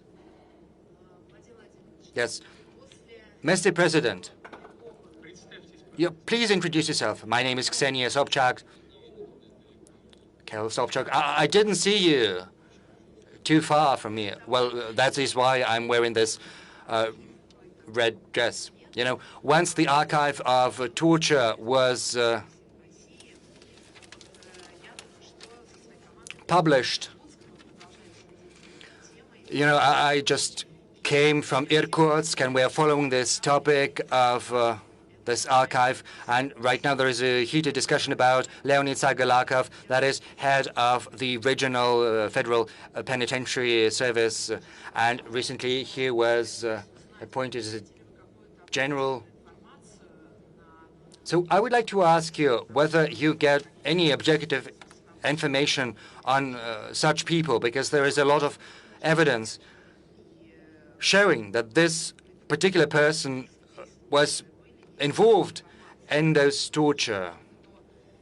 It is very important to understand who provides you with information on such appointments, who provides you with their background information. And recently, a draft law was introduced to the State Duma on expanding the notion of what torture is, what constitutes a torture, and toughening the sanctions for that. And Mr. Peskov said that the president is not going to come up with any initiative on this draft law. So what do you think? Do you think that torture is a systemic issue across the Russian penitentiary system? I think someone must have told you something about these archives and these tortures. You probably had an emotional reaction to that, because, you know, a great number of people, more than 300 people in Irkutsk detention center, they were tortured, they were raped, and all law enforcement officers whom we talked to tell us that this issue can be addressed by different options. In particular, you can remove, the function of pre-investigation at detention centers. Because in detention centers, there are people who spend years in these detention centers awaiting trial, and they are responsible for the torture, and each and every person like that is reporting to this or that law enforcement agency to improve the indicators, the success rate. So how do you intend to address this issue? As far as torture goes, as far as any inhumane treatment is concerned with regard to people in detention centers and in prisoners, unfortunately, this is a problem which is not endemic in Russia. If you look at similar institutions across other countries, you will see that they have as many problems as we do. This is a general problem across the world. Maybe there are some countries, there are some institutions where everything seems very good, but in Europe, in France, and the US, there are centers that are even worse than some institutions in third world countries. That's the first thing. Now, on to the second. We are talking about the development of our penitentiary system, the construction of new facilities like Kresty in Leningrad region, and a new facility was constructed in particular after my visit. Yes, that was quite some time ago, but I gave the instruction for the construction of a new facility because this had to be done, because it is very important to ensure decent conditions for people in detention centers. You asked me about the information that I get and I rely upon when I make my decisions. I get information from different sources, so it's not just one single paper given to me. When a proposal is given to me, I rely on information that comes to me from different sources, from different places. And only then do I make my decision, I sign it off. Can mistakes happen? Yes, unfortunately, that's just how life is. But in this particular case, concerning what you asked me, when making an assessment of the situation, we need to see what the investigation is doing. There is an inquiry. There are 17 cases, I think. There are dozens of cases. Criminal charges have been brought already. So let's just first look into that. I can assure you that there is not a single investigator who pursues their own agenda. That is why we decided to separate the Prosecutor General's office and the investigative committee. They are not connected, nor are they connected to the detention centers and prisoners who are reporting to the Ministry of Justice, not to the Interior Ministry. Even though this issue is constantly brought up and there are voices saying that to ensure efficient investigation, we need to get the penitentiary system back into the fold of the Interior Ministry. The problem exists, but we need to be very careful, meticulous, going about it, addressing this issue, investigating everything carefully, looking into those crimes that have been perpetrated. And this investigation has to be completed so that everyone understands that people responsible for such crimes will be held accountable. And that is how we will secure positive outcomes. And of course, we need to use the help of civil rights organizations. You know, when I meet members of the Human Rights Council, this issue is constantly on the agenda, and I try to respond to any questions that I get, questions about the conditions of being held in a detention center or in prison, human rights, health. I would like to underscore that prisons hold convicts and detention centers hold suspects, those who are suspected of criminal affairs, but these are still our citizens and we have to treat them humanely. And we'll work together in order to achieve a change for the better. I would like to remind everyone that you need to change your masks. Let's follow the recommendations of the doctors. Please change your masks. And meanwhile, let's give the floor to Echo of Moscow. P1 section. My name is Maxim Kotnikov, Echo of Moscow. Mr. President, I would like to pick up where my colleague from Sky News has left. She asked you about the guarantees, and as far as we know, you spoke 2 times to President Biden, so we would like to understand what is your view of this situation. Do your views coincide in terms of what the future of Minsk agreements has to be the future of negotiations? When we hear statements from the White House and from Mr. Peskov, we see that the positions coincide, but at the same time there is increasingly much talk about a potential war. And, people in Ukraine see that war is already happening, and it started back in 2014, and these people blame you and us for that. They do not try to differentiate, to assign blame, because they think that Russia is already at war with Ukraine. So you spoke about guarantees. What do you think about this situation? I got many phone calls from people, and their families are already discussing this potential war with Russia, with Ukraine, and they think that such an eventuality would be disastrous. So what do you think? Is this possible? Is it even possible to give an order to the Russian soldier to fight against Ukrainian soldiers, and vice versa? And a short remark, not everyone has managed to get into this press conference. And I have a colleague of mine from Novaya Gazeta, Dmitry Muratov, a Nobel Prize winner. And I'll read out his question so as not, to be precise. Mr. President, do you know who commissioned the crimes, the assassinations of Politkovsky and Nemtsov? Let me start from the last question. I did everything I could to crack these cases. And I gave instructions and orders to the law enforcement agencies, to the special services. As you're aware, there are people who've been held to accountable and they are serving a prison sentence. There is a view that they are not, those who commissioned the assassinations, that the real criminals managed to escape justice, but law enforcement have not managed to find those. And we did everything we could to find those accountable. And some of them even died when there were attempts to capture them. And I think you know about that, when they were arrested. I think this is score settling, and it's absolutely unacceptable, because it is to the detriment of our country. I am absolutely convinced that even if there was some political motive behind that,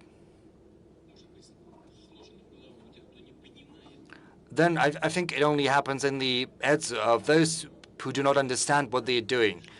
And people need to understand that the government is going to fight any criminal manifestations of this kind, and we will do everything that depends on us to do that. And if there is someone who commissioned those crimes, we will try to find them.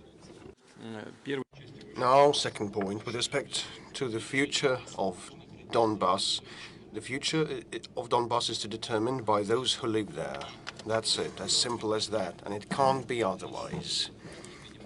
We believe that our part there would be like in mediation to provide the best enabling environment to create the good conditions, the best conditions for those who live there. Do we have problems? Yes, because in line with the Minsk package of measures, we are an intermediary, but they want to render us a party to the conflict, and the package of measures contains no such provisions, and we will not agree to that. And now, with respect to spitting in the TV screen, looking at what we say and do, well, there are always people who can spit into a TV screen watching what has been happening, for example, in Ukraine, and the country is plunged in abject squalor, preparing for the winter, and some of the MPs going around the country, coming to the regions, they face an outcry of the people there, and definitely they spit in the TV screen when they see the statements, the upbeat statements of the Kiev authorities. So definitely on both sides there are people who want to be outrageous. Now, with respect to giving orders to shoot, just ask the current political leadership of Ukraine. They give orders to shell Donbas daily. Not long ago, some time ago, we reached agreements to the effect that the response fire order can be given only by top brass and top authorities in Donetsk and Lugansk and the Kiev. Why was that decided? To stop those shellings and bombings, and afterwards the Kiev authorities repealed that, and they devolved that right to fire for impact to the warlords, to the commanders on the ground. And how dare they shell and bomb their own nationals? They believe these people to be Ukrainian citizens, not someone else's. And now, with respect to how we shall live in future, the Minsk set of measures says that the constitution of Ukraine should be amended with an autonomy granted and the election held and an amnesty proclaimed. But what are we seeing in real terms? You know, I have mentioned this draft law on the transition period, martial law instead of the elections, lustration instead of an amnesty,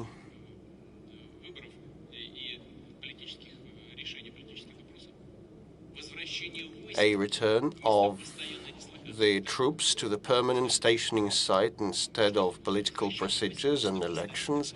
What does that mean, returning the troops back to their areas of their stationing? Like, it means deploying troops there without any political process, without any elections. And I said that the Minsk package spells out that there should be amendments in the constitution. Where are these amendments? And these amendments, according to the instrument, should be coordinated with the representatives of those breakaway regions. I recall that clearly. I participated in the design thereof, but no coordination has taken place. No proposals to amend the constitution were made, and they even declined to talk to the Donbass representatives, although back then in Minsk, when they signed those agreements, they insisted that the Donbass representatives should ink that document, and they signed it. They didn't want to do that, and we had to persuade them to do so, coax them into that, and they did so, and now no one wants to talk to them, and they are proclaimed terrorists. Why so? Why on earth? Because instead of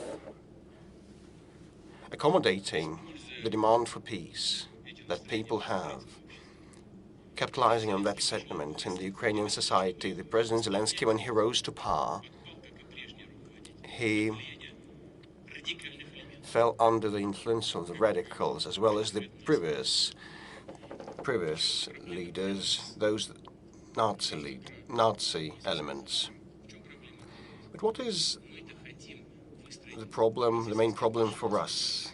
The point is that we want to have a good neighborly relations with Ukraine, and we have been making all sorts of concessions. But how can we establish a relationship with this current leadership of Ukraine, given all what they have been doing? It's impossible. But we are ready to deal with those forces that want to forge a good neighborly relationship with Russia. But what is happening to them? Extrajudiciary reprisals and sanctions against them that run counter to the Ukrainian constitution, or just murders and assassinations in plain day in the street. Just now, you asked about the murders that most unfortunately happened in this country, and you asked about the commissioners or contractors, but they are in prison at least. And what is happening then? People are slaughtered in the street, are killed in the street, and no one looks for the culprits. What about Odessa and the House of Trade Unions when people were burnt alive? No one lifted a finger to find the culprits, so we don't have a chance to work with those who are in favor of a good relationship with us, because those forces are destroyed. And now, with respect to our accords with President Biden, he proposed that we should appoint proxies or representatives to talk strategic stability, including our misgivings about greater threat emanating from the Ukraine. And he made this proposal, and we responded constructively. And during the talk, I told him that we would promptly send and submit our proposals. We would be ready to talk that on the OSCE platform. I hope that this first positive reaction that we have make an announcement to start working in early January will help us move forward. And I can see the red poster here, Tata, it says Tata. Good afternoon, Mr. President. Kirill Shmykov, Kazan First, an internet media from Kazan. In Tatarstan, as in many regions, we have been carrying out and allocating land plots for families with several children, and this is okay, and we have received those land plots, but you know, the social infrastructure, hospitals and kindergartens are needed there, and roads and public transport, and those families would really like the country to unveil a special program that would guarantee the development of those new territories, those settlements where families with many children live. Probably it may be a subnational program. And do you, as head of state, have any plans to landscape and develop and promote these territories? You know, you are quite right in bringing this matter up, because we have been allocating huge funds to develop infrastructure. And you know, these needs must be accommodated, must be fit into the projects of infrastructural development. I mean, those needs that you have mentioned, I just penciled that in. We will instruct the government and the regions to do so, so that they would have and submit their own applications to improve the regional automobile road networks, lagging behind the federal trunk roads. But still, we have plans for the future of how we will improve the statutory state and quality of those roads. And we need to match these issues, these needs, with our development plans. And I will instruct the government to do so. And thank you for raising that. It is a very wise thing to do.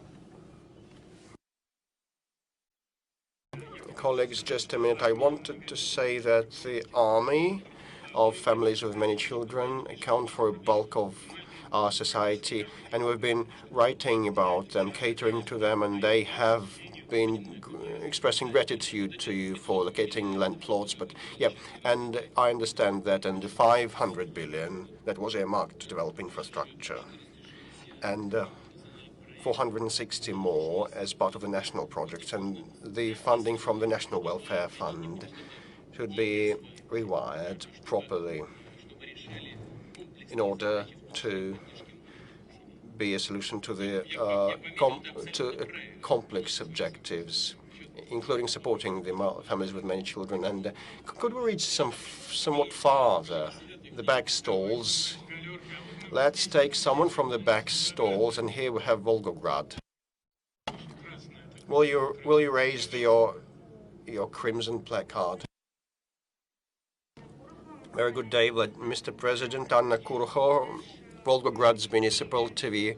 Our hero city is a powerhouse of patriotic education, and you said a lot about the historical importance of the Stalingrad battle, and about preserving the memory about the heroic deeds of our ancestors in the Second World War, and preserving the memorials of war is a very important thing. By the 75th anniversary, the motherland sculpture was restored, and there is a lot of other installations and monuments that need restoration, including the museum of the Stalingrad battle.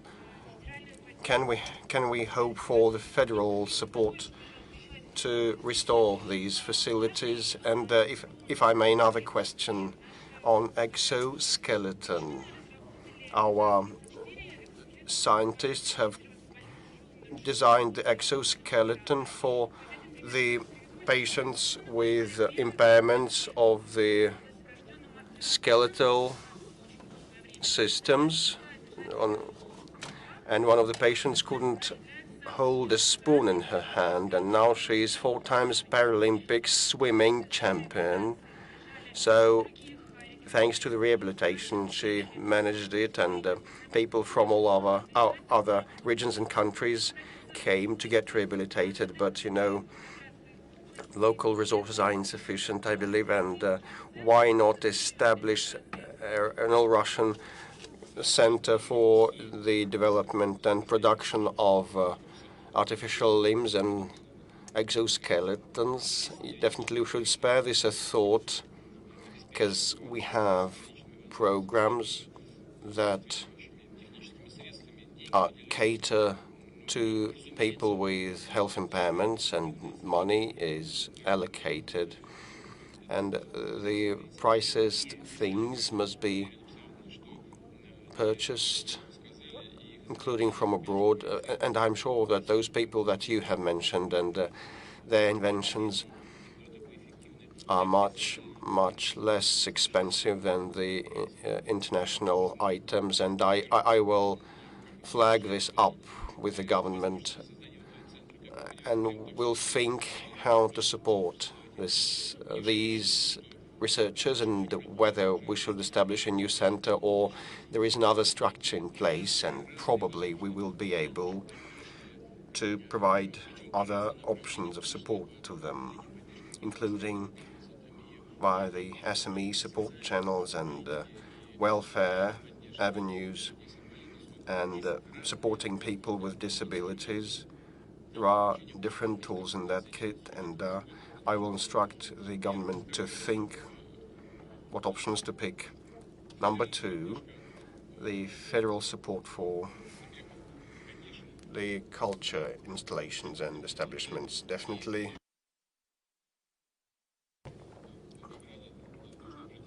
to match and accommodate the glorious dates, we should pay heed to the memorials, and definitely I'm sure that the Volgograd authorities have been doing their best to support, and if anything else must be done, we definitely will lend a helping hand. I saw Mariel region somewhere. It must be Sector C4, Mariel.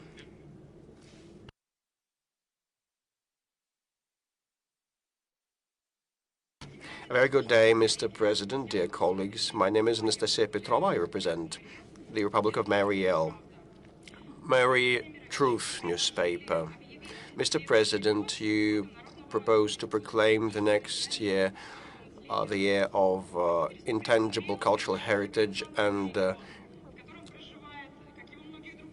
kind of national and ethnic handicrafts. And we have a lot of people residing, talented people residing on our soil that have been promoting our indigenous cultures.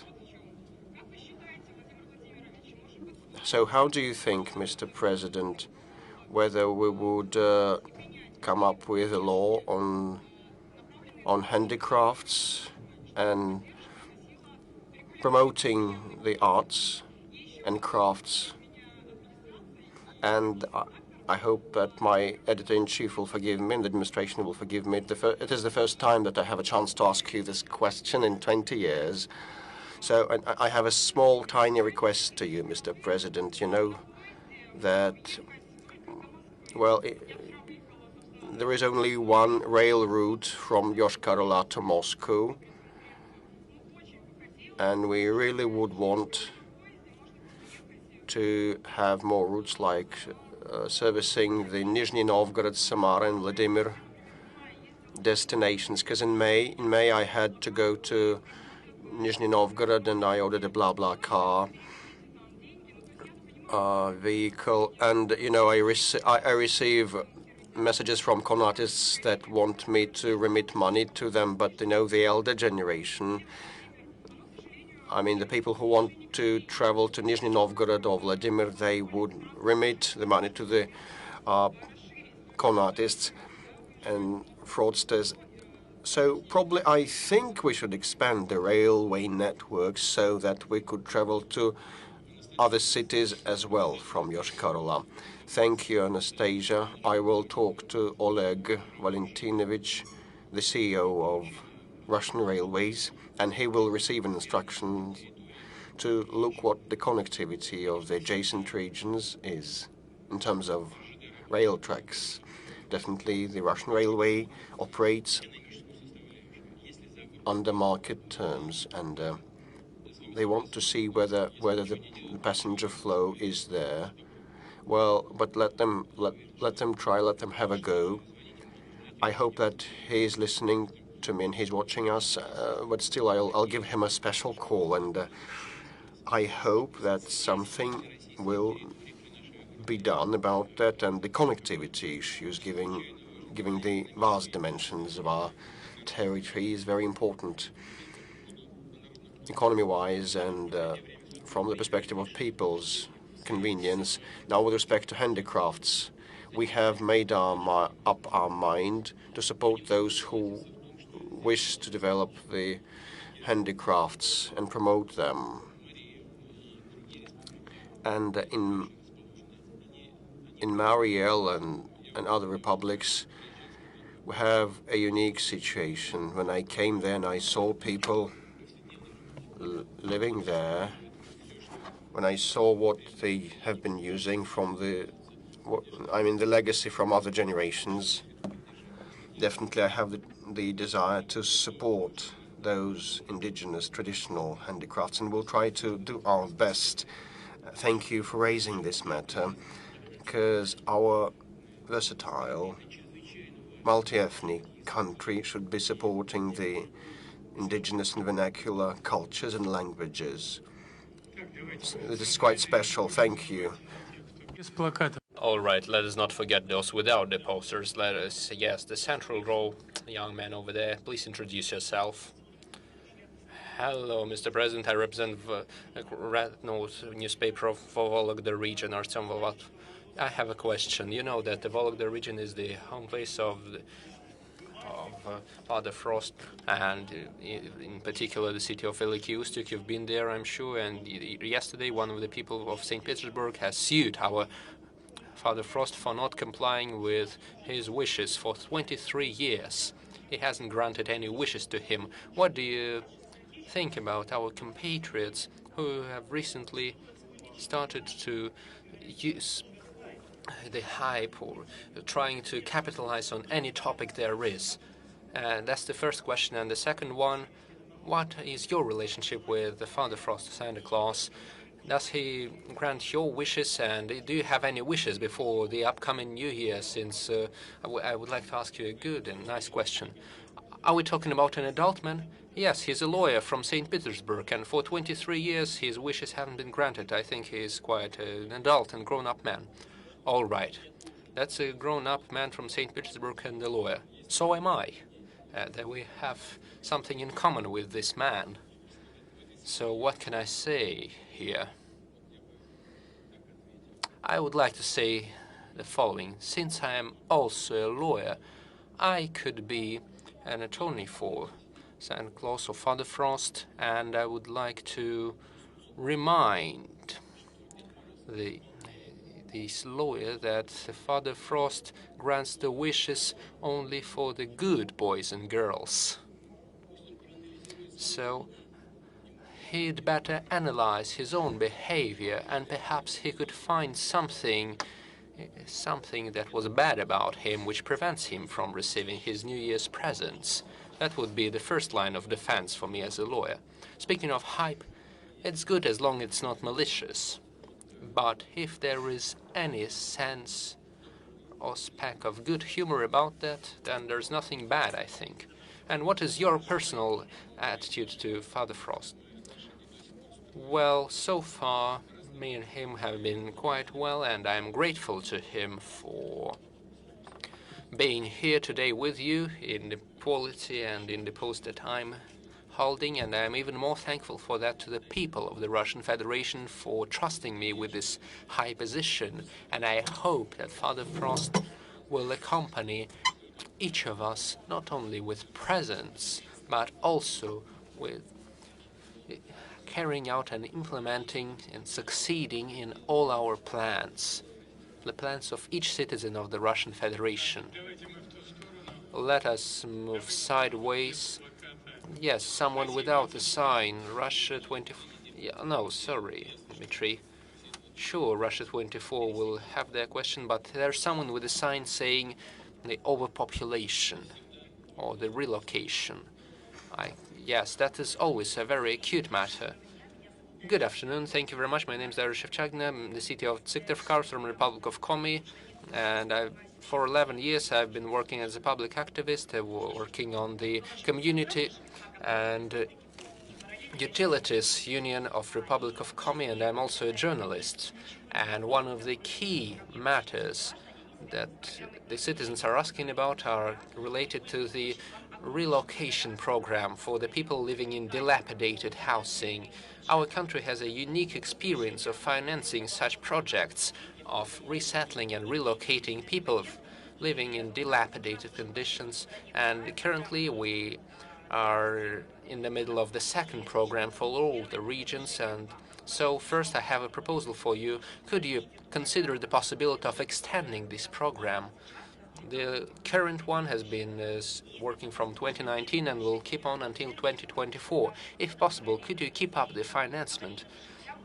Every year, along with the relocation of the people, we also have new houses which are considered dilapidated and subject to bulldozing. And the second question, what is your opinion on the conditions which are given by the federal center to the regions in order to relocate the emergency housing?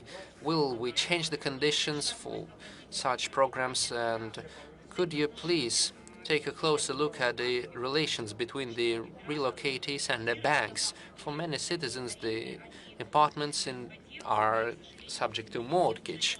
They are taken as collateral, and sometimes people cannot reduce their debt to the banks. Oh, wait a bit. What about the mortgage?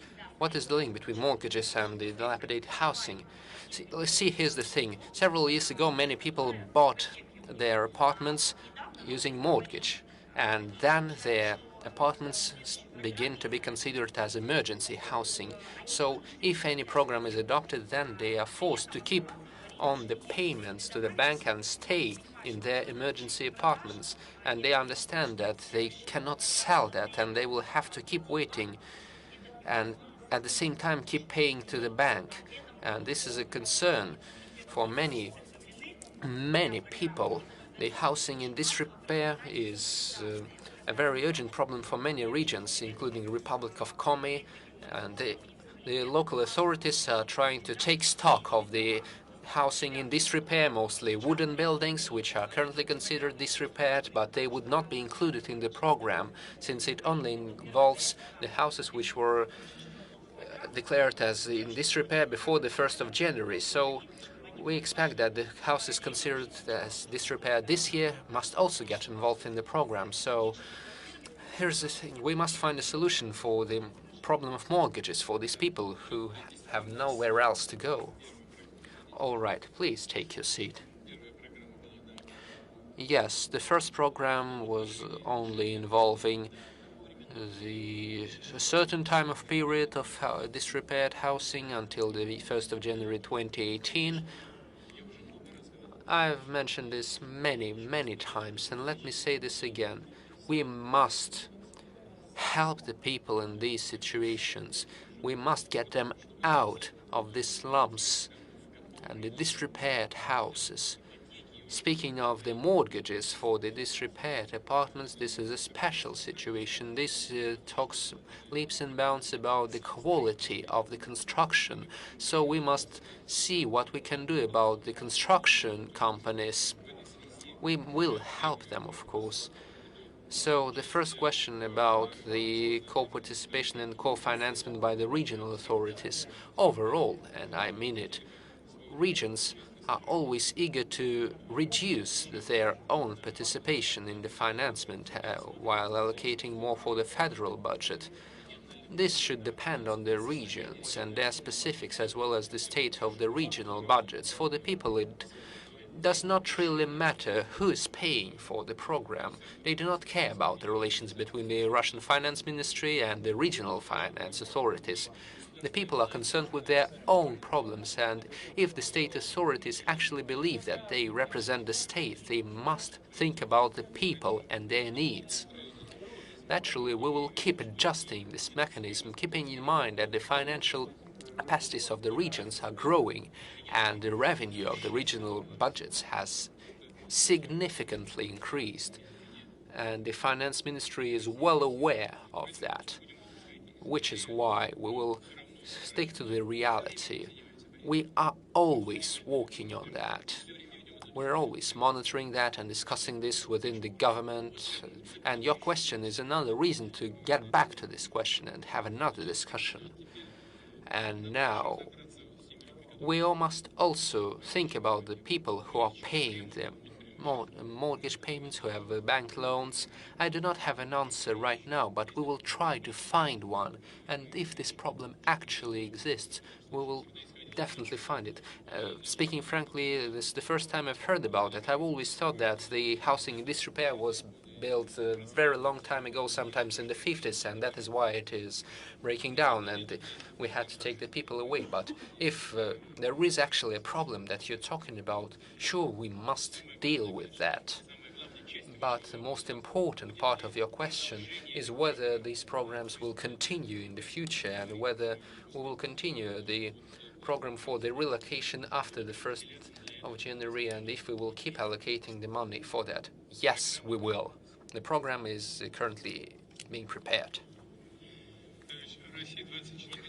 Now, no, Spas channel, if I may. Oh, yes, we had Russia. Yes, and Russia 24 will come next after that. Sector C2, please. Do not worry. Don't be nervous. Hello, my name is Veronika Ivashenko, Spas TV channel. I have a following question. Mr. President, today you started talking about the demographics and about families with many children. So here's my question.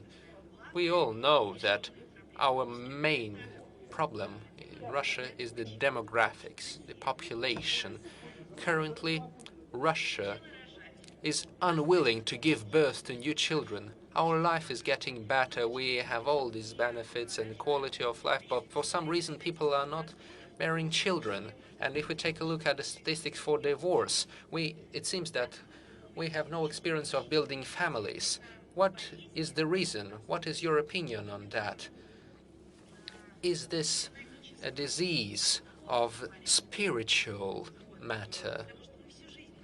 Our whole life, we've been proud of that. My great-grandparents had 10 and more children. We've always had many kids, and we have always been sticking to the traditions of a strong family. What are the measures, apart from the economic ones, apart from the social payments, what are the measures which could change the situation for the better? You mentioned the tradition of having many children in Russia. You know, my parents, my mom and dad, their families and their parents' families had many children, 9 or 10 children, boys and girls alike. And by the way, on both sides of the family, almost all of them died during World War II. That is a great tragedy, a great hit on our demographics. Let me remind you that we had a serious demographic problem during the war, and then in 1991, after the dissolution of the Soviet Union. Why is that so? We couldn't make long-term planning under those conditions, and even in 1991, after the breakup of the Soviet Union, the people had the same sentiment as during World War II, the Great Patriotic War. We couldn't plan ahead. We were not certain about the future. This is exactly why it happened. And speaking of Russia being unwilling to bear children, I mentioned the year 1991, and then came the year 2004, 2006, when our birth rate was much higher than in 1991 and further on. Our birth rates were on the rise. And this, well, it might sound prosaic, but this is related with the change in economic situation and the fact that people are more certain about their future. Raising a kid is quite complicated, both financially and in other terms, so all our actions, even those during the pandemic, were aimed at supporting the families with children. I was talking about this in the very beginning, and I will not repeat that right now. Let me simply say that our main goal is to make sure that in the years to come we can create the complete chain of supporting the motherhood and childhood, from childbirth until the school graduation. At every step of the process, we will take the necessary support measures which are already in place, but there is a certain disconnect with the age of the child, and we will try to fill in the existing gaps in the upcoming 1.5 years. And I do hope that this will play a positive role from the point of view of supporting the demographics. But there are finer matters at play as well, much deeper and unclear reasons, since there is a similar demographic problem present in all the post-industrial states. Take a look at Europe, say. It is all the same everywhere. What is the reason for that? The reason is the change of the priorities in the lives of the people, including priorities of the women of childbearing age. The main priority is education, postgraduate study, the career, and the family only comes after that. And they reach the age of 30 years, which is sometimes they will not even consider having a second kid at that age. This is a very fine matter. Even specialists in demographics who are working professionally in this area do not have any clear answers to those processes. This is more or less so. At the same time, speaking of the spiritual matter, you are absolutely right to say that career and welfare, sure, they matter a lot, but we must also understand that happiness and the joy of motherhood and fatherhood are much higher than any material benefits. And at this point in time, We must keep building up on this understanding. We must not impose this on anyone. This must slowly be realized by the people. We must not impose anything. We must simply show all the sides of the matter of this big, friendly and positive family. We must show the joy, the happiness of having children. We must convince the people that there is no greater happiness in this life. But we must do this in a talented, in a fine manner, using mass media. We must use our artists, our public organizations, the NGOs. We must support the people who are taking the decision to have a child. We must provide them with material support, and let us move along this way together.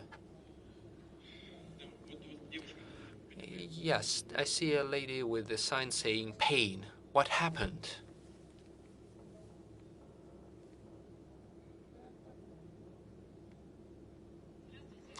Hello, Republic of Buryatia, telecom radio company Asa Kasyanova. The thing is, our region has one very acute issue. Our infection hospital is in a very bad condition. It is 80 years old, and it only went through repairs one time. And it does not have too many patients, about 200. And now during the pandemic, this matter has exacerbated a lot. And so we would like to address you. We are asking for your assistance. We need a new building, and the Republic and the local authorities are working on that. They have already found a land plot, but unfortunately it takes great money, and our Republican budget does not have that. Is that the Republic of Buryatia? Yes.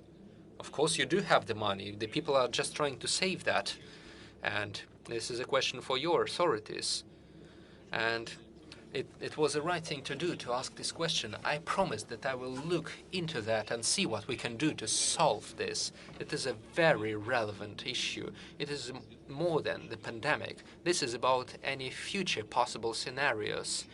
In the previous years, when everything went fine, we reduced certain financement in this area of healthcare, and this is why many things have reached an unacceptable state. I will definitely take a look into that and try to react to that. Thank you. Yes, and one more question, if I may. Recently, Ulan-Ude suffered a very large utilities disaster, the fire at the local energy facility, and so you would like to speak instead of Mr. Piskov, I see. All right. Do the job of my press secretary.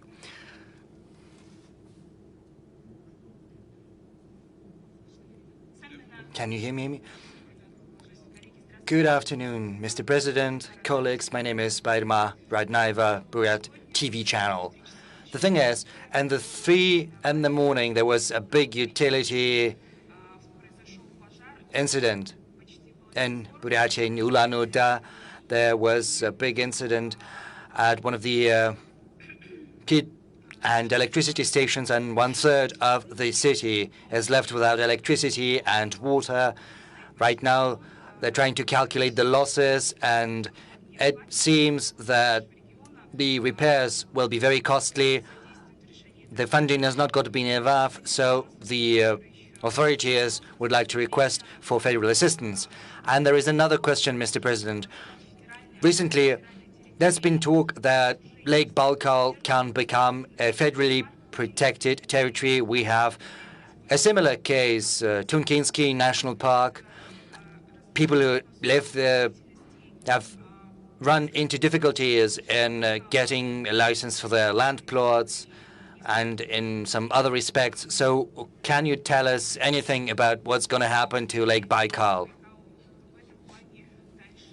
So is it going to be more difficult for the citizens of Buryatia to live next to Baikal, to visit? As far as the heat and electricity station is concerned, we'll look into that right away once the press conference is over.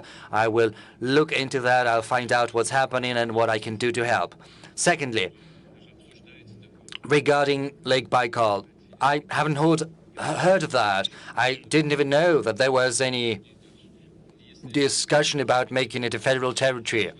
And be that as it may, it's not going to be closed to the people. As far as I understand, there's been talk about securing additional funding to support and protect the unique environmental ecosystem in Baikal and to help people organize their lives and jobs better if they live next to the lake. But if people who live next to Lake Baikal have any doubts or suspicions whatsoever, let me assuage those. It's not going to happen. The only thing we will do is help preserve the unique ecosystem of Lake Baikal. And also, we would like to help people who live there. Let's move a little bit farther away to the last rows. Mr. Peskov, do you see anyone there? Let me have a look. Just a moment.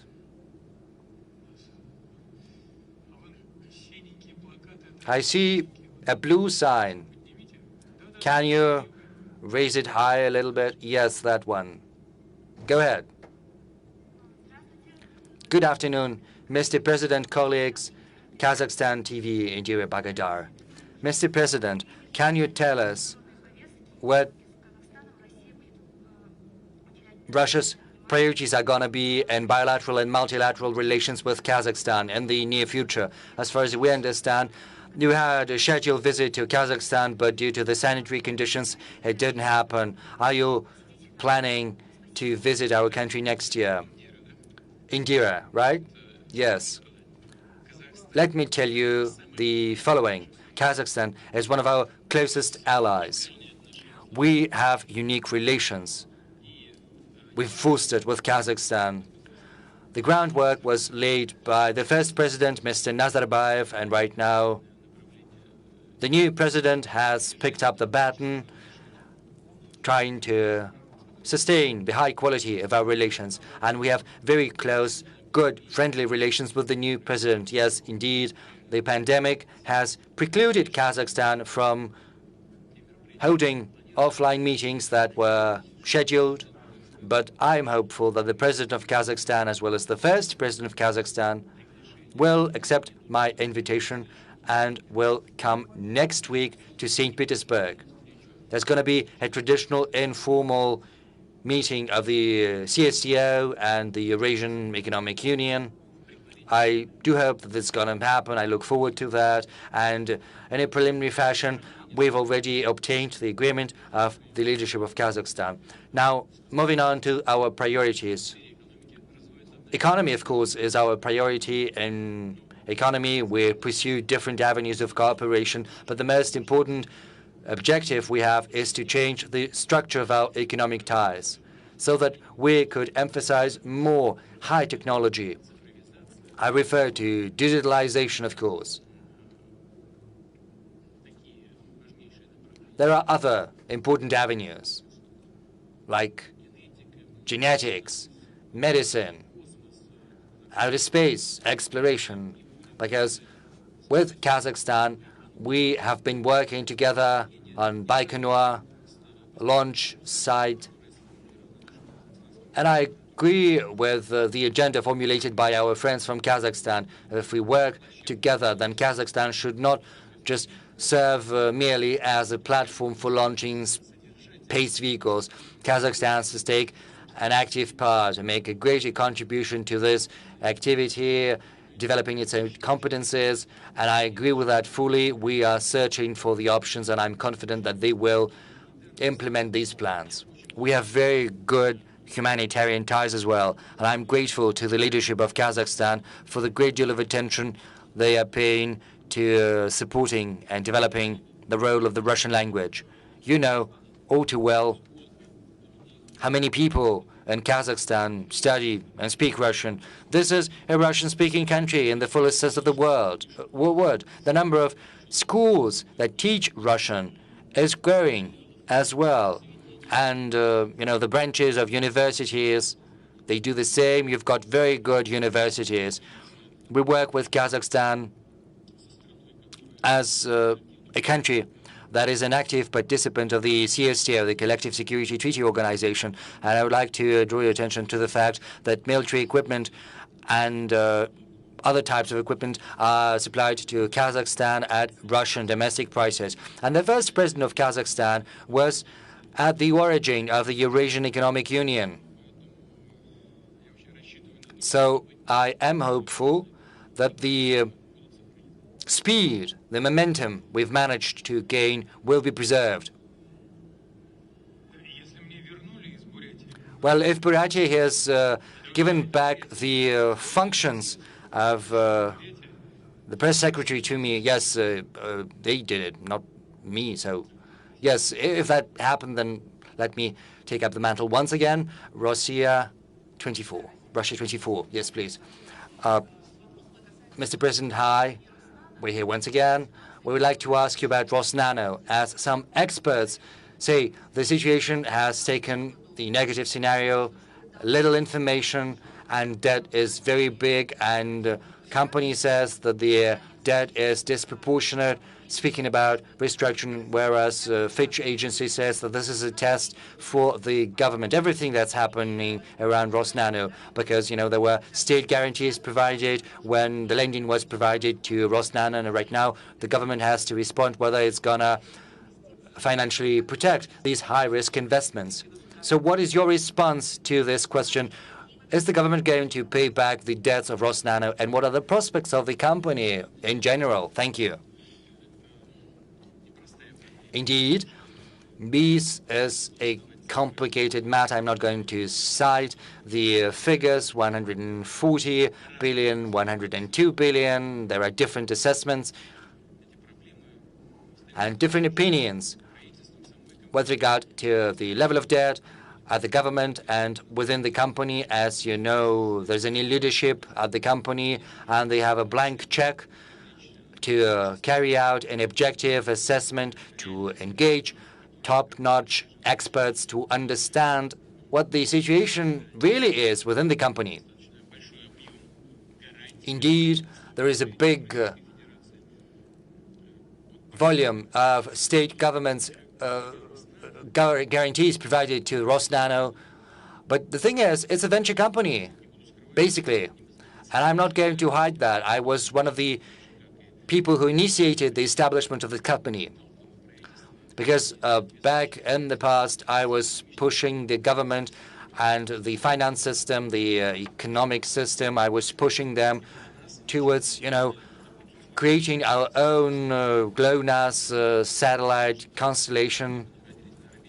Because otherwise, we would have found ourselves in a bit of a fix, having no access to enough satellites, because, you know, the capacities of our space vehicles, they were very limited. And back then, we would not have been able to create a satellite constellation which we required to address the tasks that were on the agenda. But thanks to that, we managed to establish that even faster than Baidu was created by China. It was very good, on par with GPS. And this was done by Rosnano. They were pioneers, treading an untrodden path. Some projects have been successfully implemented. Unfortunately, there are other projects they failed to implement, but there was a risk to that investment. And that is why the government provided its guarantees to support that work. But we need to have an impartial look at how things stand within the company. The company has to work with the banks, with the creditors. You know, Sberbank has resold many loans. Maybe leadership of the Sberbank had some inside information. Be that as it may, they resold those debts. But state governments guarantees are there, and they have to be observed and respected. But that doesn't mean that the company shouldn't work with the banks, shouldn't try to improve its financial standing. And incidentally, as far as I know, recently the government, the company has recently paid back some of the debt out of its own money, which means that the company is still viable. This is a process, and I think it has to be pursued patiently, based on the current economic situation, and of course with the understanding that the projects have to yield profit, because this is the commercial company. But we will be there to help. I know too many regions. Yes, before that, Mr. Peskov, there is the sign that says coal. Could you raise the sign higher? Yes, that's very important. Let's give them the floor. Good afternoon, Mr. President. Thank you very much for the opportunity to ask my question. My name is Svetlana Chernadova, Barnaul, Altai region. I'm not going to dwell on coal too much because you know that very well. Altai region, just as many other regions of the country, have run into the following situation. Some municipalities, due to the lack of fuel or to expensive prices, they didn't start the heating season on time. So they missed the deadline. So my question is not about who is to blame, but what we need to do and what the authorities can help regions, how to adjust to this new situation when the coal prices are so high. Yes, I would like to know greater details from you about what's happening and where, because the regional authorities and the federal authorities have recently reported to me that everyone was ready for the heat season. So what are the failures?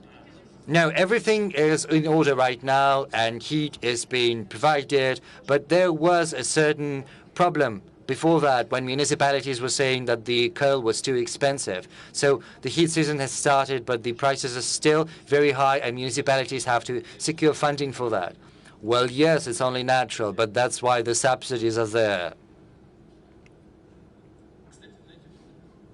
By the way, let me begin to answer your question from another angle. It's no coincidence that we've made adjustments to the Constitution, because all levels of public authority, they are integrated into a single system. So if municipalities are lacking something that cannot be used as an excuse for heads of regions, they have to respond accordingly. And despite high prices, they should have provided the requisite volumes for the timely launch of the heating season throughout autumn and winter time. It's good that coal prices, well, yes, coal prices have gone up, but they should have reacted in a timely fashion. And I can assure you that the companies get very good profits from their exports, and they can provide decent salaries and wages to their employees. And I think if the authorities raise that issue, the companies would have accommodated those requests. Well, this is just, you know, their bad, their mistake. You don't want to say what municipalities are concerned in particular. I'm not going to compel you to tell me, but please write me and I will look into that. At the regional level, everything is fine. But citizens have encountered this problem. What municipality? Well, Loktivsky district, there were many complaints there. People were saying that the coal was very expensive, they didn't have enough money. The way about it is very simple, it's very easy. We provide subsidies, especially during winter and during autumn, but the response has to be timely. There is nothing, you know, surprising about this situation. There is nothing difficult about that. It can be addressed and solved very easily. When preparations were completed, the regions and the federal authorities have reported to me. They said that everything was in order. Yes, sometimes failures do happen, but I will look into that. Thank you. Thank you. L3, I think, no, oh, you don't have a sign. The only person who doesn't have a sign. But please, introduce yourself. My name is Murad Gazdiev, RT. How did you guess? My question is about something you spoke recently. I'm talking about systemic issues in Western societies, such as cancel culture, the rejection of traditional concepts such as mother, father, family, even gender. You have probably heard of John Rowling, who's come under criticism even from actors who played in the Harry Potter movies. Well, she came under criticism after she said that a woman is a woman and a man is a man. What do you think about the new ethics? Will it bring about new values in Russia? And won't the fight of the government for traditional values turn, as it used to be in the USSR, into a fight against youth subcultures and youth organizations? Well, this carriage will arrive sooner or later because the realities are just like that. The internet is there. There are modern types of communication. So this is inevitable, just as it was inevitable with the pandemic of the new coronavirus infection. New strains are emerging, and we cannot escape that. We need to find an antidote which would be efficient. But if someone thinks that a man and a woman is the same thing, well, let them think that. But you know, there is common sense. I'm afraid I might be mistaken, but I don't think I am mistaken. But in the US, I think. Ksenia asked a question about detention centers and prisons, and I think it's in the US. But if I'm mistaken, please don't be too harsh on me. But there is a prisoner who declared himself a woman, and he was in prison for a rape, and he demanded to be transferred into a woman prison. And once he was transferred, he raped the woman he was in one cell with. So we need some common sense. Or if there is an athlete, a man, for instance, who says that he is a woman and he competes in women's competition in athletics, heavy athletics. If it happens, then women's athletics will simply disappear. So we need to cling to common sense. I'm an advocate of the traditional approach, which says that woman is a woman, and a man is a man, and mother is a mother, and a father is a father. And I do hope that our society has this internal moral bulwark which has been formed by our traditional religions that have been present in Russia.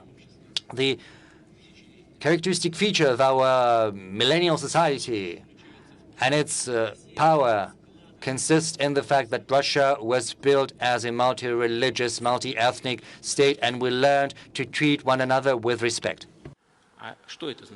What means respect? That means paying the dues to the conventional, traditional cultures of ours, of all the ethnicities of the Russian Federation. They have their own moral protection against such practices. And we should take all the best things, but all the best things, and be on the cutting edge, be ahead of the curve in the technology and economy-wise, in education also. But I hope that our people will ward off the obscurantism, as I said, will be immune to the obscurantism. And, you know, we could struggle against this supporting our traditional, conventional values, which I always advocate for. Okay, let's move this way. Life should be given an opportunity. Good day, Mr. President. Alexander Yunishev, live. Coming back to the domestic agenda, at the outset you have said that our government performs in a satisfactory way. Well, personally, whom you have given a bonus, and I wonder what size, what amount the bonus is, and whom you have been chastising and criticizing behind the closed doors. Can you name those ministers personally? Just you go to Taiga with Minister Shoigu. Why haven't you taken Mishustin with you? If we take Mishustin, I recall an old Jewish joke. Who will stay in the shop? Who will work? Sometimes Prime Minister Mishustin goes to have rest, and each of us, like the Prime Minister, who is responsible and in charge, and he rings me up and says, I'm going to this and that place, but I'll be in touch always. So as regards trips to Siberia, I've been going there since the start of the aughties. People would ask me where I want to live, in St. Pete or in Moscow, but I like Siberia. It is a unique ecosystem.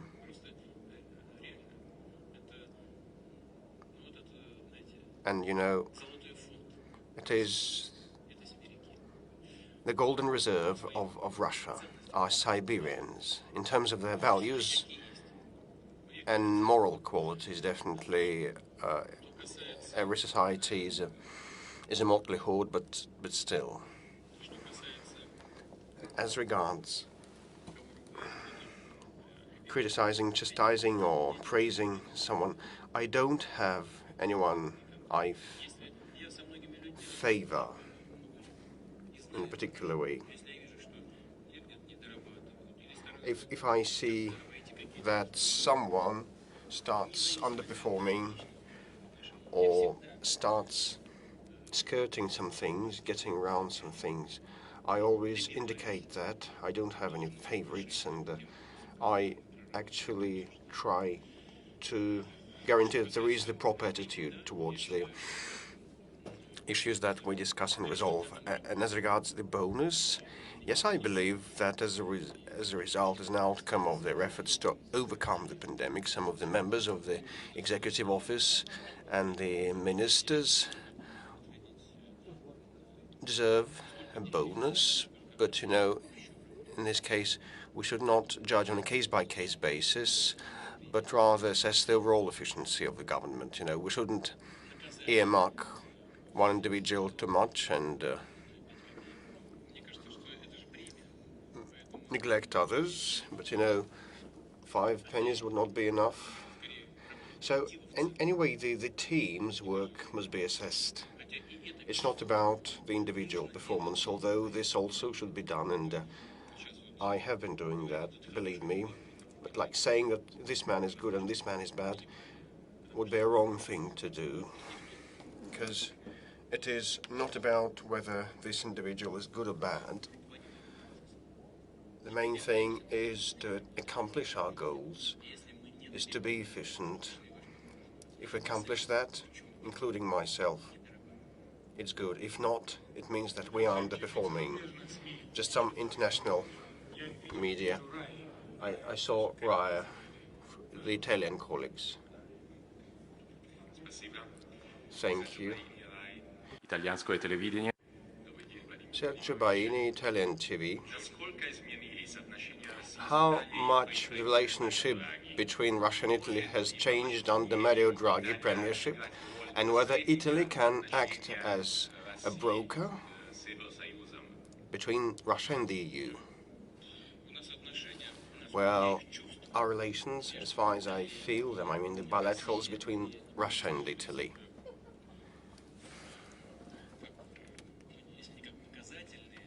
well, has been like a model one, or it's quite sustainable, a good relationship which is non-partisan in nature. Irrespective of the political party in power in Italy. We follow in the footsteps of Mr. Berlusconi, who advocated for a better relationship between Russia and NATO. He initiated a number of long-term projects, including the SME cooperation. And that continues and goes on despite the specific party in power. So this national consensus is key to the relationship between Russia and Italy. Italy is a NATO and an EU member state, but still that doesn't prevent us from working in the context that we want. And so Mr. Draghi and I keep in touch. We speak over the phone in a favorable and benevolent way. We talk some of the things that are of interest for the Italian Republic to develop our ties. And definitely, given the good relationship between us, Italy probably could play a part in normalizing the relationship, including in the talks that are now planned between Russia and NATO. I can see SMA, which is a spinal and muscular atrophy. So that I saw a sign of a heart, and we'll come back to you later. Will you raise your heart sign higher? It is P2. I apologize. Probably this may be also appropriate.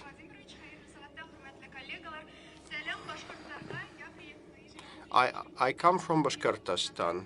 My name is Gulnazaybul, and we love our city, the capital of Bashkortostan, the city of Ufa.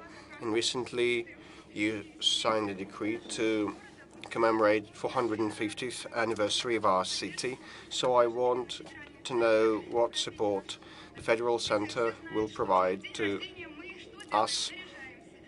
As you know, when it comes to a birthday, we adorn ourselves.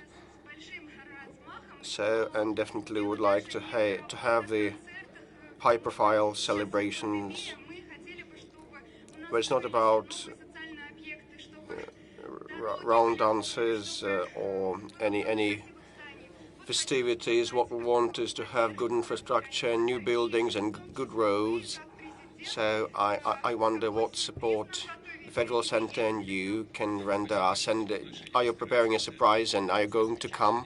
Well, thank you for the invitation. I'll try to be there. Ufa is a unique destination. It is a unique place in the Volga region. It has also always been one of the centers of the Islamic community. And as regards the anniversaries, it's not incidental that we have come up with this document, and together with the regional authorities we'll decide what the priorities are. And I would like to come back to what was said about your colleagues on the families with many children. We don't need additional resources. What we need is to use the ones that have been allocated to develop infrastructure, to keep a good pace of road construction, and bolster culture and other sectors. Probably we should redistribute funds so that Ufa could be well prepared for the anniversary as it deserves. Well, if you need additional funding, definitely we may grant that too. We'll talk with your colleagues. Yes, thank you, Mr. President. And there is a proposal. Salavat Yulayev is a hockey team who was well known. Why not hold a hockey championship in Ufa? Salavat Yulayev is a top-notch hockey team. But with respect to the World Cup or World Championship, as far as I know, the next one will be held in St. Pete, but that also depends on the International Ice Hockey Federation too. So St. Petersburg and Ufa are a way apart from each other.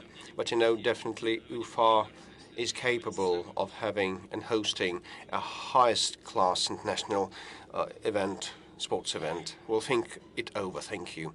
Over there. The back stalls.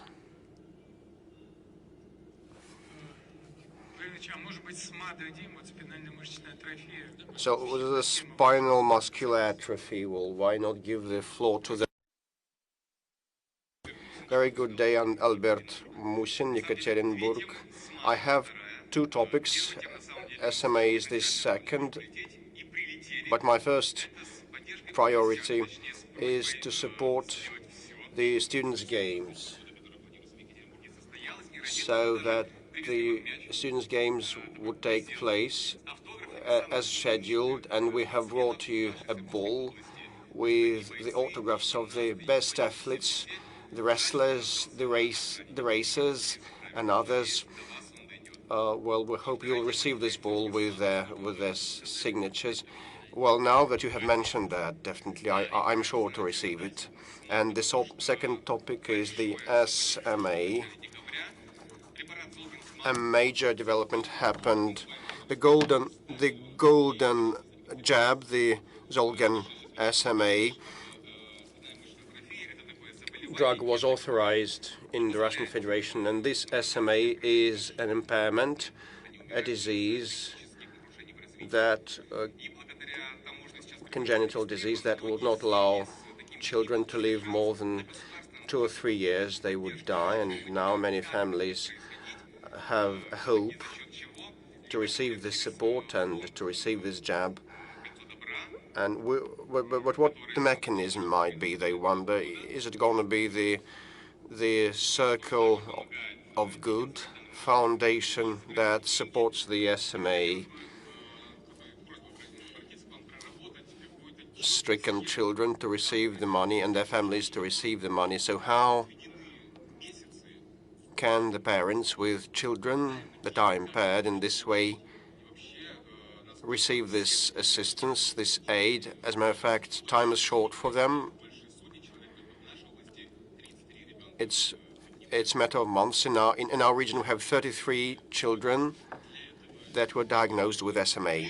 In order to expand the number of children that would be eligible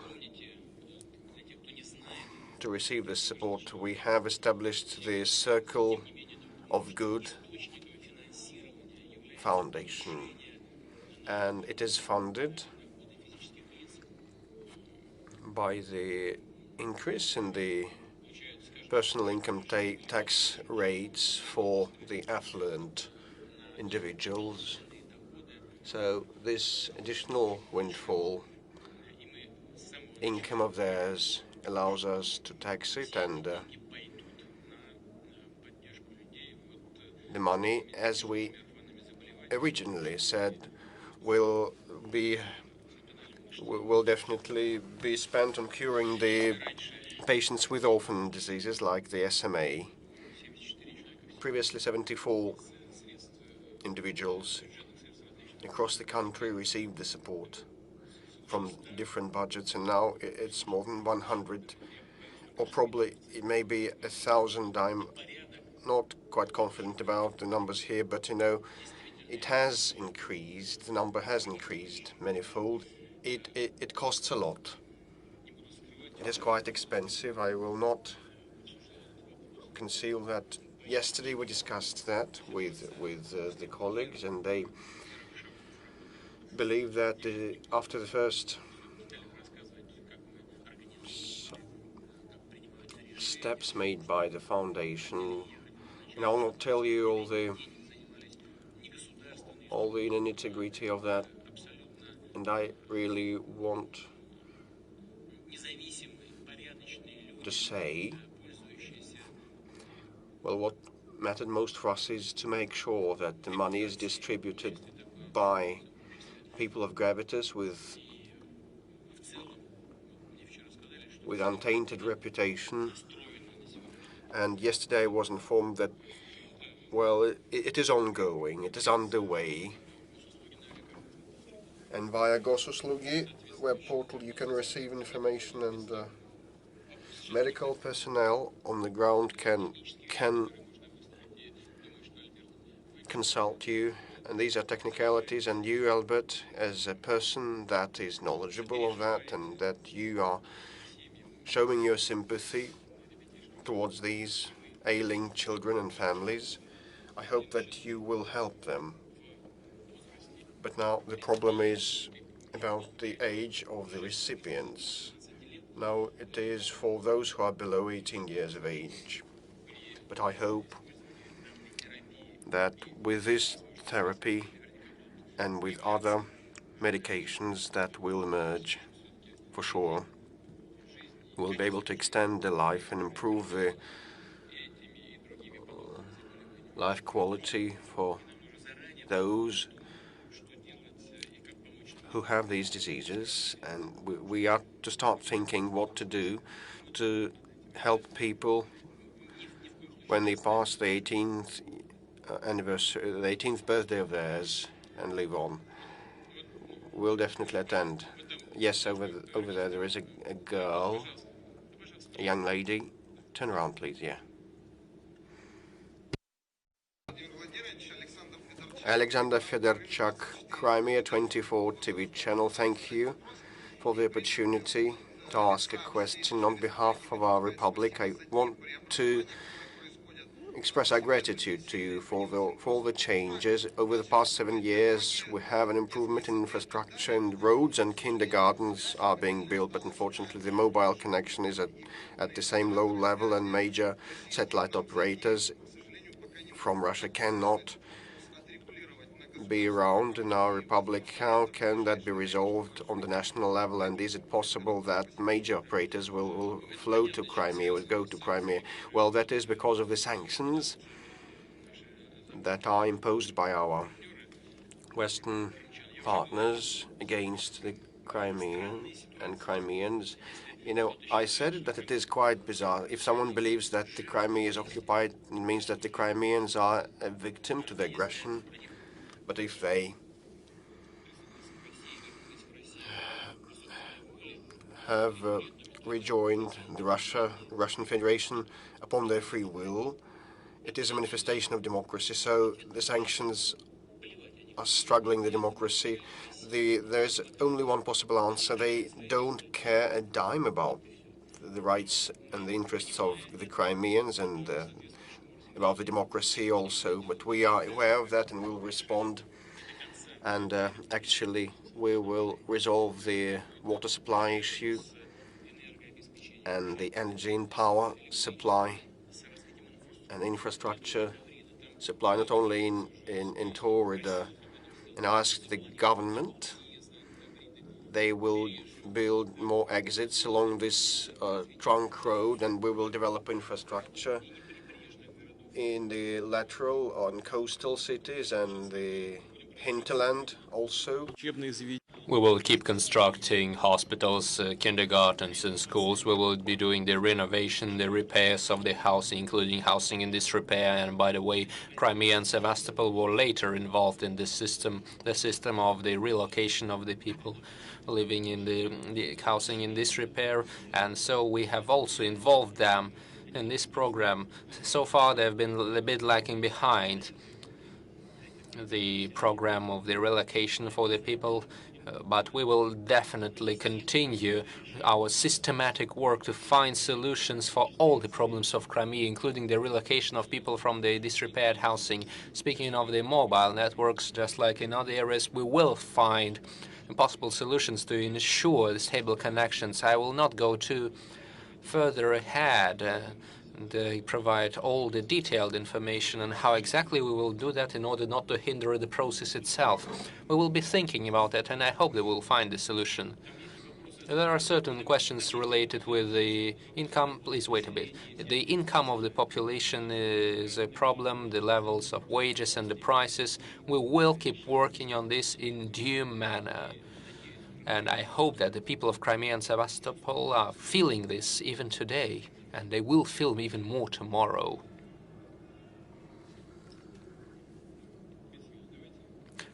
Please, Mr. Peskov. We haven't heard anything about sports. I see Dmitry Guberniev willing to ask a question. Dmitry, please, it's about sports, I'm sure. Yes, how could you guess that? First of all, I would like to wish you a happy upcoming new year, wish you all the best, happiness and patience that we all need today. Our athletes will defeat everyone. And in Russia, we have sports that brings us together, which is biathlon, but practice shows that in each race we will keep struggling for the medals, including the Olympic medals. And I would like to ask you, Mr. President, about the Olympics, which you will attend and visit the opening ceremony of the Olympics in Beijing. But still, keeping in mind the political boycott announced by certain states and numerous leaders, including the President of the United States of America. In your view, what is the reasoning behind such actions, and does this remind you the situation of the pressure against China and the athletes? Does this remind you of the situation around the Olympics in Sochi and before that? Thank you very much. Oh, see, this decision is unacceptable and erroneous. I've been talking. It's been quite a while. I've been talking with one of the ex-presidents of the United States of America. Guess who it was? And he told me the following. The boycott of the Olympics in Los Angeles and in Moscow was a great mistake by the United States of America. And now the US keeps making the same mistake again. What is the reason behind that? Behind the political and the diplomatic boycott of China? They are trying to hold back the development of the People's Republic of China. There is no other argument for that. Sports, just like arts, must bring people together instead of creating problems in the relations between the people and the states. And if sports is deprived of the main goal, its main value, we see damage for the entire international community. And the most recent, quite modest option of restoring and maintaining the relations between the state are being destroyed and eliminated for the reasons of current political benefit. This is a mistake, but we can't do anything about this. Everyone makes mistakes, although not everyone repeats them. And this is exactly the case of repeating the past mistakes. The reason is, there is only one reason for that. The sanctions against Russia and so on, there is only one reason for that. This is not about the names of the national leaders or any current political matters or problems. This is only about one thing. This is an attempt to hold back the development, to make sure they can't raise their head too high and become a competitor. I mentioned the situation around the development of and the movement of NATO towards the east. Why did they do that? There was a social democrat in Germany, Eggenbar. So he suggested creating a security system in Europe after the withdrawal of the Soviet troops from Germany, from East Germany and East Europe. He suggested creating a new basis. He said that NATO had to be preserved without the inclusion of Central and Eastern European states. He argued and spoken out in favor of a new security system involving the US, Canada, and Russia and Europe. And this is an archive paper I was reading his talks with Mr. Falin, with the Soviet authorities. He said, unless we do that, then the virtual Berlin Wall will keep shifting to the east. And then, subsequently, we will face the same problems that we were facing back then. This is exactly what happened. This is an attempt to hold someone back, but this policy is a mistake. The same mistake as the attempt to use, in this case, sports to solve any immediate political problems. They cannot hold back China. They must realize that. There's no way they can do that.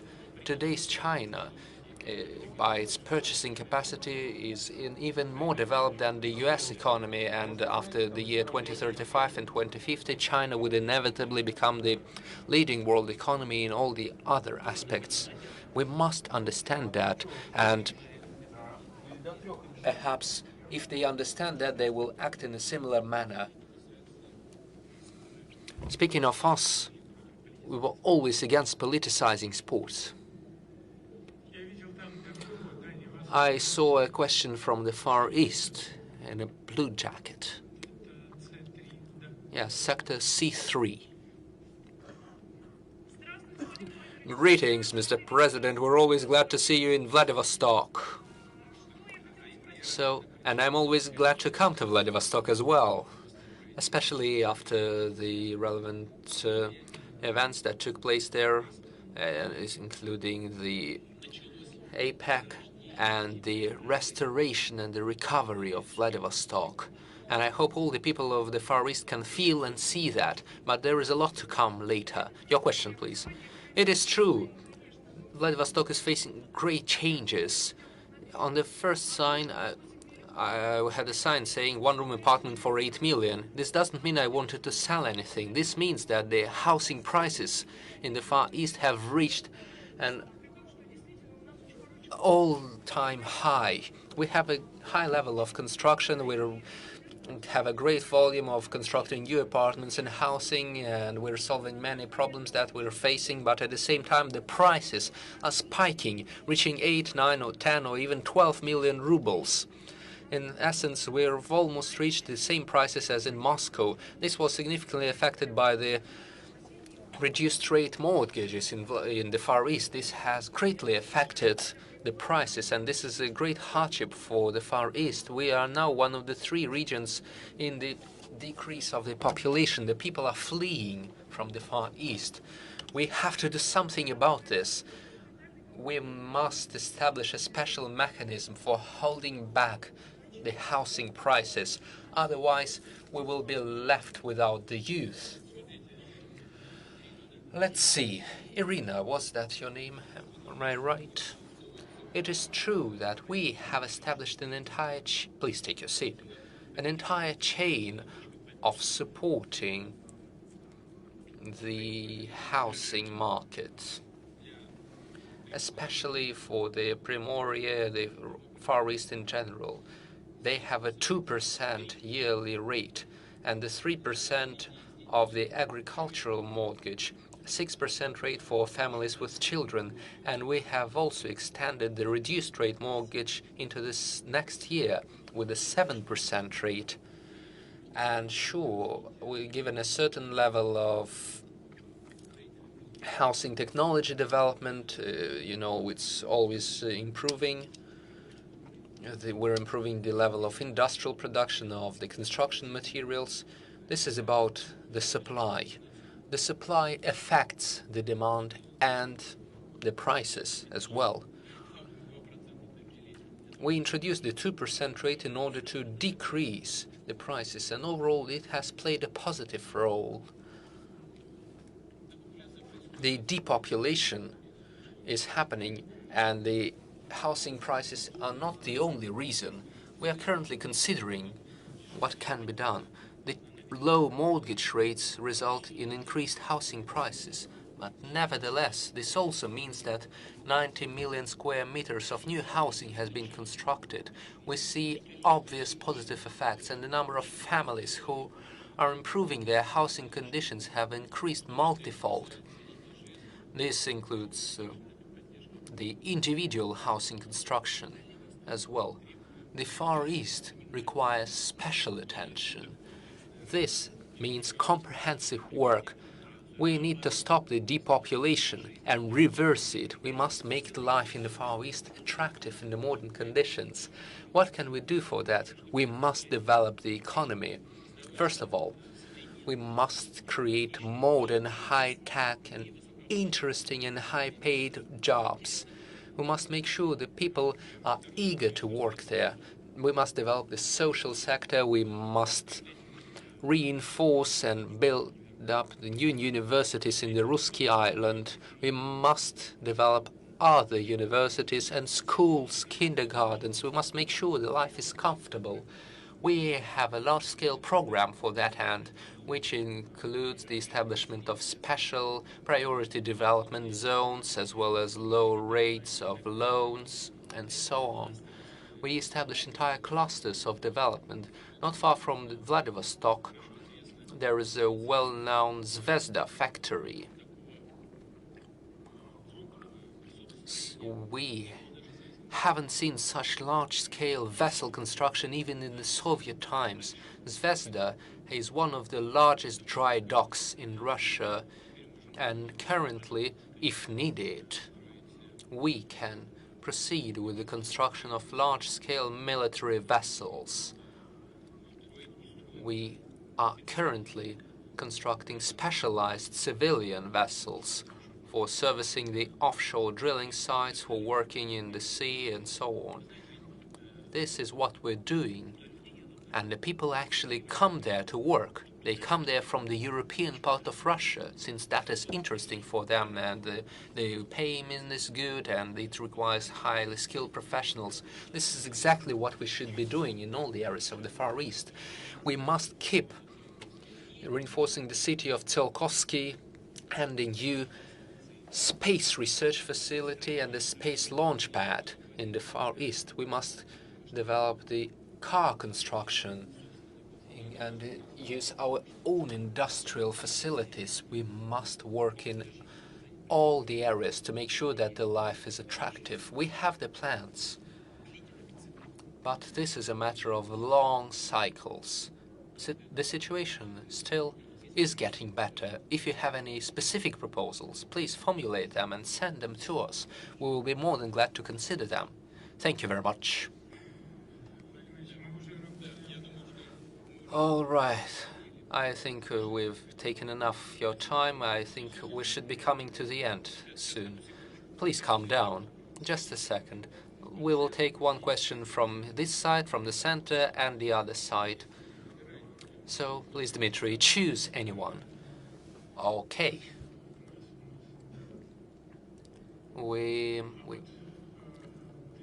Oh, I see a sign from Dagestan. Please.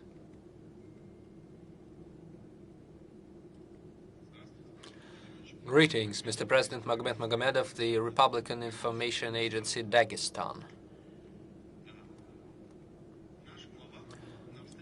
The head of our republic, during his meeting with you, invited you to visit Dagestan to celebrate the anniversary of Rasul Gamzatov, which will be celebrated shortly. But today, the republic is stricken by an energy crisis. At the same time, it is seen in everything, in water supply, in energy supply, and gas supply. And these problems have been accumulating for decades. This is not a problem of today. And we see that you understand. And the head of the republic understands this, but the problems have no solution, since they are mostly related with the commercial businesses which are working in the republic. Mr. President, we need your assistance. Back in 1999, the Republic of Dagestan was an important part of Russia's history, the newest history of Russia. It has played an integral role in that. And today, the people of Dagestan need your influence more than ever to make sure that the representatives of certain energy and transportation companies working in the Republic, controlled by Rosseti and Gazprom, Rosgidro, we need to make sure they pay attention to us, and instead of getting dividends and benefits from the Republic, they should invest in the infrastructure to make sure the people can have affordable and high-quality life in the Republic. I once again extend the invitation to you to visit Dagestan to celebrate the anniversary of Rasul Gamzatov. We know that you highly appreciate Dagestan. You know that Dagestan loves you. Wait a second, Magomed. I would like to find out more precisely what is the problem in energy. Let me put this like that. The energy and transportation systems of the Republic are very dilapidated and worn out. They can no longer bear the necessary functions in today's world.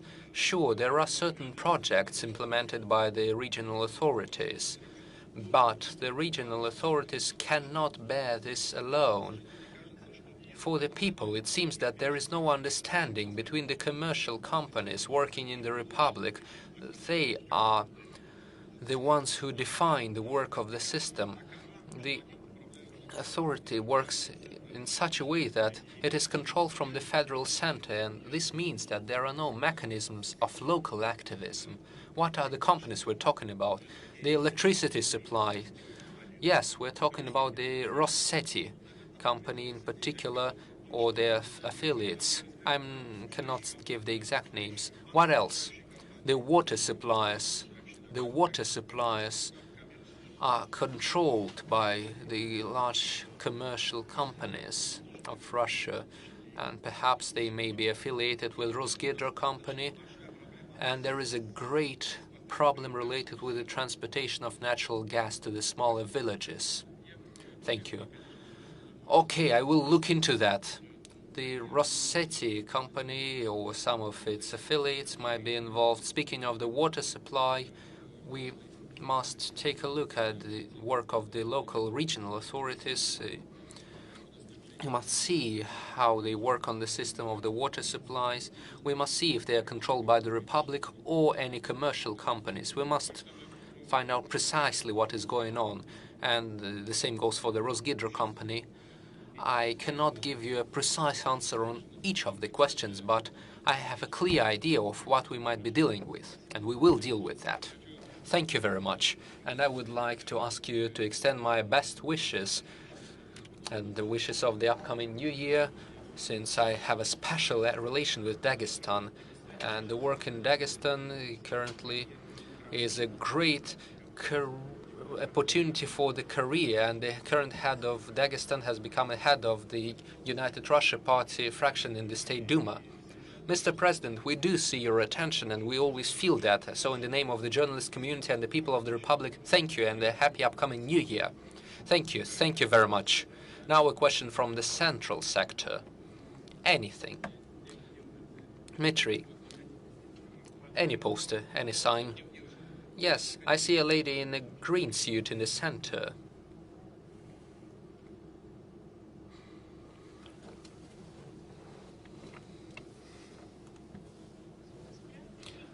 Greetings, Yuri Izmailova, chief editor of Young Lennets of the city of Penza. Yes, the city of Penza. Vladimir. Mr. President, the indexation of pensions next year is scheduled at 5.9%, which is far below the inflation rates. The prices are rising faster. Are there any plans to compensate for that difference to the pensioners? Because as per the Russian law, the indexation has to be on par with inflation rates. Yes, I fully agree with you. And we shouldn't forget that.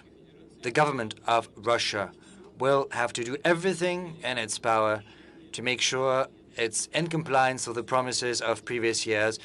Before that, recently, we have been keeping our promises, and we will do that in future too. Now, next year, relevant decisions will be made on the so-called Siloviki, because in this particular field, we have to make adjustments too to even out the pensions and the salaries, and it concerns law enforcement and special services as well as the military. Yes, please.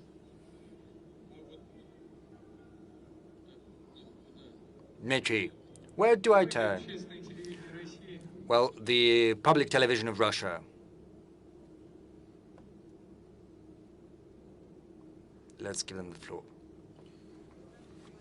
Good afternoon, Mr. President. My name is Olga Aslanova, Public Television of Russia. My question is due to the calls from our viewers. It's well known that very costly infrastructure projects are being implemented across big Russian cities, whereas the rural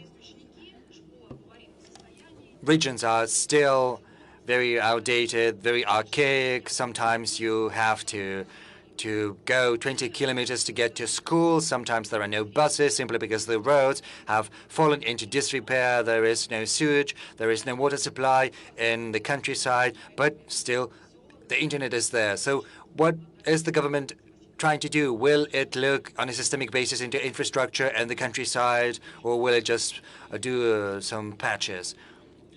Of course, we are going to do that on a systemic basis. We have a special roadmap for that, and it'll get the necessary funding. We also have national projects that I have already mentioned throughout this press conference, and the national projects pay particular emphasis to the countryside. The countryside has been demonstrating very good progress over the recent years, and this has to be reflected and has to translate into social well-being and welfare of people who are responsible for the rising productivity, people who provide our country, our citizens, with the food essentials. I think I've already spoken about the program on rebuilding, reconstructing schools and building new ones, and I would like to say that the countryside is going to be the emphasis within this program, and I would like to ask that to be taken into account. You mentioned the internet. You said that the countryside sometimes is lacking some basic essentials, whereas the internet is provided. Well, of course, we have to think about essentials, but the internet should be there too, so that young people in the countryside can get the necessary education, get services through the internet, even in the most remote areas and rural areas. And as far as small towns and countryside towns go, additional funding is provided to address these tasks. This is a large-scale project, and of course, infrastructure has to be developed. A great deal of money allocated for infrastructure will be funneled into the countryside. Yes, and Dmitry, the last question. Valery Samferov, one of the veterans of the presidential pool. Mr. President, just a small clarification. There was a quiz. Who was the president who said that boycotting the Olympics was not the right thing to do? Was it Trump? No, it wasn't. My question is about the forthcoming year 2022. It seems as if it's not going to bring anything good. You are still going to keep everyone in the dark, in suspense, whether you're going to run for presidency once again. Maybe the pandemic is still going to continue to rage, and the restrictions brought about by the pandemic will still be there, and the WHO is going to find another reason not to recognize Sputnik V, and our Olympic team still will compete not under the Russian banner but under a neutral one. So what do you think the new year can give us as a source of optimism? You I think, mentioned that this joy should not be just a dim glimmer. No, we need something good, a source of optimism and joy. Yes, I think this source can be the implementation of our plans. This is everything we are doing. We want to improve the lives. Now, regarding potential internal political events like the elections, this is not something I'm thinking right now. A colleague of yours, that young lady, asks me about securing the interests of the pensioners, and this is something we have to be thinking about. If the inflation rates go up, we need to adjust the income of our pensioners. Yes, the pensions do grow, but promises we gave before have to be kept, and these indexation has to be on par with inflation rates. And this is something everyone has to remember at all levels of authority, municipal, regional, federal level. We need to ensure the best possible quality of life for our citizens. The plans are gigantic. A lot of money is being allocated, and we need to make good use of that for people to feel real changes for the better. Happy or not, we need to do that. And I will nudge the government and the leadership of the country to work in this fashion, to move in this direction, to address the tasks on their agenda in the interests of the Russian citizens. Well, I think we need to give the chance to ask the last question to a woman, a lady. So,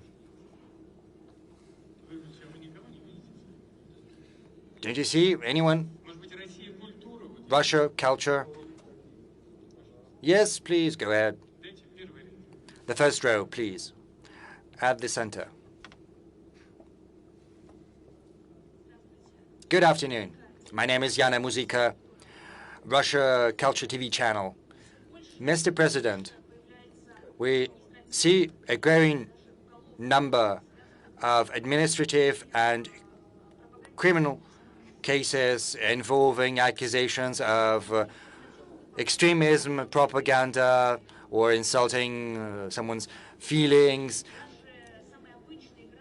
performances, concerts, books can be subject to these investigations, and even citizens who put anything on their profile. So where does this line stand between insulting someone else's feeling and the right of an artist to self-expression? You said placing photographs and also the rights of an artist. If you place a photo of Hitler or Gimler on the website of the Immortal Regiment, is this about exercising your right to self-expression? Let us have a long look at that. Yes, we need to ensure freedom of creativity and freedom in general, because without freedom we won't be able to move forward. We'd be in for a very bleak future, a very dim future devoid of any prospects if we had no freedom. But we need to understand that this freedom can, at a certain point, run counter to the objectives we are pursuing. And this conflict emerges when this freedom clashes with the freedom of other people. You represent the media culture as a very good Russian TV channel. If there is an insult against Prophet Muhammad, do you think this is about exercising your freedom of creativity? I don't think so. I think it's an infringement of the freedom of religion. This is also an insult to the sacred feelings of people who profess Islam. Moreover, it brings about even more acute extremist sentiments. You remember those people who went into the office of the newspaper and they simply shot everyone. It was terrible. So freedom has to stem from inside, and it is to involve respect for everyone. You need to think about who your actions can affect. I said today that Russia is a multi-ethnic, multi-religious state, and we have it in our blood to treat the traditions and one another in general with great respect. And this is a very good groundwork that allows Russia to exist as a multinational, multi-ethnic state. And I can feel that in other countries, we see that this culture is somewhat lacking. So why transfer this deficiency, this lack into our country? And this has to be an organic process. You remember the heads and the proprietors of the biggest networks and media got together. They adopted some internal rules on how to do their work without, hurting or affecting young people or anyone, not to insult anyone. And this is the path we should be following. Yes, and the last question, yes, the young lady over there. And then we will conclude. Yes, please.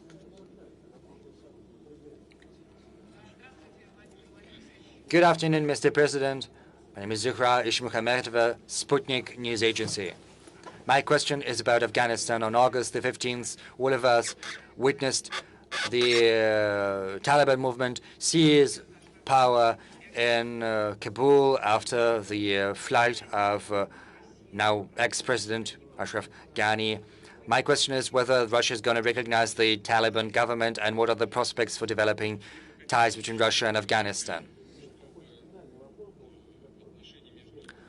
I would like for the relations between Russia and Afghanistan to develop in the best possible way, because we have mutual interests in stabilizing the situation in the region. And for us, this is not just an abstract matter, because we have open borders with Central Asian countries, former republics of the Soviet Union, and there is a possibility that some extremist elements can infiltrate there, and that is why we cannot but feel concern. Moreover, we still see that a great deal of drugs flow to the world markets from Afghanistan. 90% is originating from Afghanistan, and this is something we are concerned about as well. Now, as far as recognition goes, we need to look at the realities, and we need to understand that the forces that have found themselves at the helm in Afghanistan will try to make sure that all ethnic groups are represented in the government. I think this is a necessary condition for getting in place the conditions that will give hope to an improvement of the situation. But what we need to do at the current point in time is to provide support to the people of Afghanistan, and those who should bear this responsibility primarily are those who have dealt the greatest blow to Afghanistan, those who've been present there for 20 decades, who have been dismantling the economy of the country. They have to contribute to its rebuilding. The first thing that needs to be done is to unfreeze the assets of Afghanistan in foreign banks, American banks in particular, in order to provide support to the people of Afghanistan. Otherwise, there's going to be famine, and the consequences will be dire, and they will affect the adjacent countries as well. Concerning recognition, we are working in coordination with all other international actors. We have a position of our own, which I've just articulated, and we will strive for this decision to be a consolidated one. Well, maybe another lady from the very center, the woman in red, Madam Sobchak. This is not you. You asked your question already. Yes, my name is Anna Ozerova. A personal question to conclude, just briefly. Given the pandemic, don't you feel this lack of personal communication, a deficit of emotions and impressions?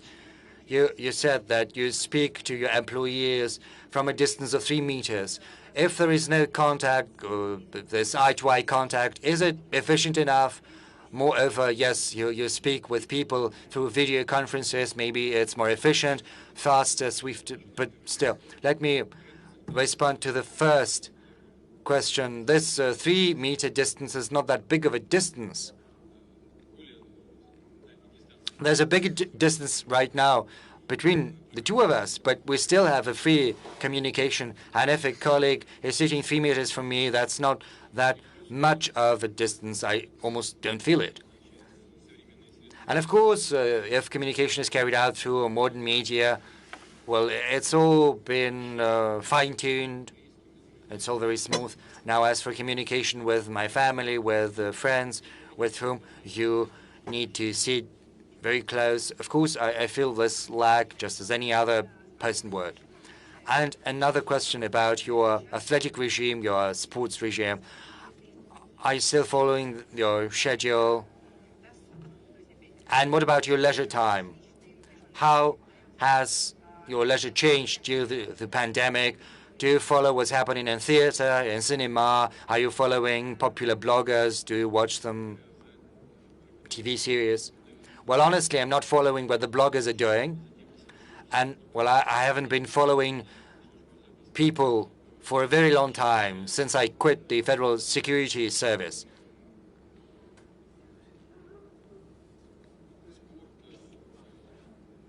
As for sport, and as for my leisure, leisure is almost non-existent, but I do sport still because I think this is my duty. It's my duty to keep fit, because if I'm not fit, it's going to be more difficult for me to keep my schedule. And I need to keep my schedule, and I need to keep my promises to the Russian people and do what you asked me to do. And I would like to wish you a very Happy New Year, and my best wishes go to you.